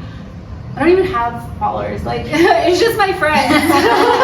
Son mis But our followers. Son mis amiguitas from high school, middle school, infancy friends like this. Like I don't listen. I'm like the whole feminism movement. I'm not with it. Like I'm more like let's go back to being strong mothers, not just a few tasks mother. No, let's get know how to be productive. Let's get mothers that are very helpful and productive. So anyway, How can we do that? How can we take remain advantage of our feminine? values? And how can we remain feminine and not masculine, right? So for me, it's just surrounding myself with women. So in my social media, it's more women than men. Like I don't like men to follow me. I make them unfollow me, and I only keep like my cousins, and that's it, and my uncles, and that's it. And my dad doesn't really have Instagram, but you see this in my social media. I just keep it women. So a lot of women will be seeing this. And that's what I'm doing it for. It's for women. It's for women because that's your audience. That's my audience. It's just women, and I think that it can be a man if he needs to understand what the dynamic looks like between a husband and a wife in modern society, and how he can find that kind of woman that supports a man in that kind of society, and he wants to know what kind of woman is out here doing it. Well, I'm trying, but my main purpose is to literally just do this with other women, helping us identify those key components and being very specific, tangible things that we can implement, not just saying, oh, this and that, but like looking for very specific things like, husband, how much time do you want to spend on a weekly basis with our children? Asking those key questions to our husbands and our spouse. That's the kind of content that I hope people will like love and gravitate towards. Carolina is based in Tuluá, Colombia, but hopefully you'll be coming to America soon. Hopefully. I know she was offered some projects in Europe. That's really exciting. So maybe one day you'll have a project in the US. Maybe. Let's see.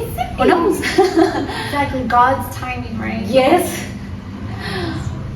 Thank you, Karen. No, thank you. And yes, I invite you to follow me in English, Teacher Carol. There you are going to find neuropsychologist we'll put the titles. Content. Yeah, we'll put the titles. I'm gonna rewatch everything, and I'll put in the notes like the stuff that we mentioned, the Bible verses, the books that you mentioned, exactly, all of that stuff. We're gonna put that in the in the notes of the video and the description. In the description. That way, you guys can have tangible, tangible resources and tools for you guys to help, and hopefully we can each become a better society. And also, you mentioned that you don't want to take your children to school, and in that social media you can find tips that you can use with your children at home, and taking into account that first we have to know about our brain, and then we are going Montessori type of education is kind of what I'm going for. Okay, Montessori. She's good. She's really good. Who? Montessori. Montessori is a type of education. Yes, I know it. She was a person. See, she's teaching me. Montessori was a person. I didn't know this. Yes. Oh wow. You see, so that's why it's evolving. I need to talk to my husband. Hey, what's going on with the education system? Something is not working. Let's find options, better options. She was a person. Maybe homeschooling, maybe Montessori, but public school is not, I don't know, it's not the best. Physical is still good somewhere, hopefully, but let's find something, adapt with our new society, Yeah. Yes. So you can find, when you go to my social media, you can find good content about how can you lead the education of your children. How can you, as you can say like, okay, but I'm not a teacher, but you as parents are teachers. Yes. So first you have to know how the brain works, and then what can I do with that? What can I do with that? If I know how the brain works, that's the how basic, can I teach exactly? First step. What can I do with this person, with this little person?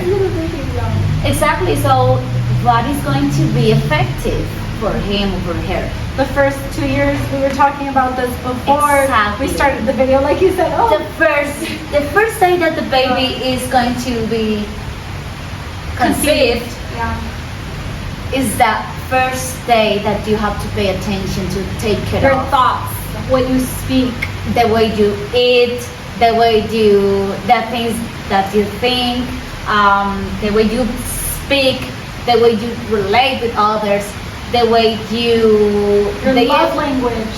exactly, The first 2 years. or the feelings that you adopt, or the point or the perspective that you decide to have. That's really important for him or for her. Those first 2 years are imprinting on your children, so they're learning your love language those first 2 to 3 years. That's how they're gonna love other people. Exactly. And you know what? In this moment, we're reading another book. We have a lot of books to put in the Oh my description. gosh, I'm reading this book. It's called How to Stay in Love by James Sexton. Oh, No pun in his last name. I don't know. He's a divorce lawyer, and he's teaching people what not to do in marriage. Yeah. So it's a really good book. What book are you reading? I didn't have, so I haven't heard about that. What book are you reading? It is called in Spanish, Encuentra tu persona vitamina. Find your vitamin person. Encuentra tu persona vitamina. That sounds awesome. It is Find Encuentra tu your- persona vitamina. Find your vitamin person, meaning the person that's giving you nutrition, que te está nutriendo. It is by us. Love that. I love that. It's a great title. It's like, how did you call the name of the doctor? Psychiatra? The one that Psychiatrist. video. Oh, psychiatrist. So Psychiatrist. she's a psychiatrist. Psychiatrist. That psychiatrist is called Marian Rojas, Estapé. And that person is really good. When Cari mentioned about the first 2 years, and the first 2 years is skin with skin is really important with that body, that girl, because that established the love, trust, yeah. the confidence in you, the empathy. So the way you are, I love the it. way that person is going to be empathy, love, her self-care, Yeah. how can you say, autoestima, Self-esteem. self-esteem. That person needs to have their parents, their first, those people have to have their parents their first 2 years, their love, their presence. They have to be there. To reality. Parents need to be there. Yes, because that is called oxytocin. Yeah, oxytocin release. Yeah. Yes. I lived in Los Angeles. I have nobody to give me a hug. Not And even one oxytocin is the hormone hormone. Yeah. of hugs. Of hugs. Right. So even like my manager, this is her last week, and she's moving to a different restaurant, and she's the only person that I gave a hug to. I randomly asked her one day, I was like, can I But have a hug? here she has Everybody! I'm literally a lot of my uncle, my aunts, my dad, So my come to sister. Colombia means to get a lot of oxytocin. I'm refilling my cup of love because I feel like a fish out of water. Thank you so much, Carolina, for joining me in my family's home here in Colombia. Please let us not separate our distance for the next conversation. Please. Bye, everybody. Thanks for watching. Thank you.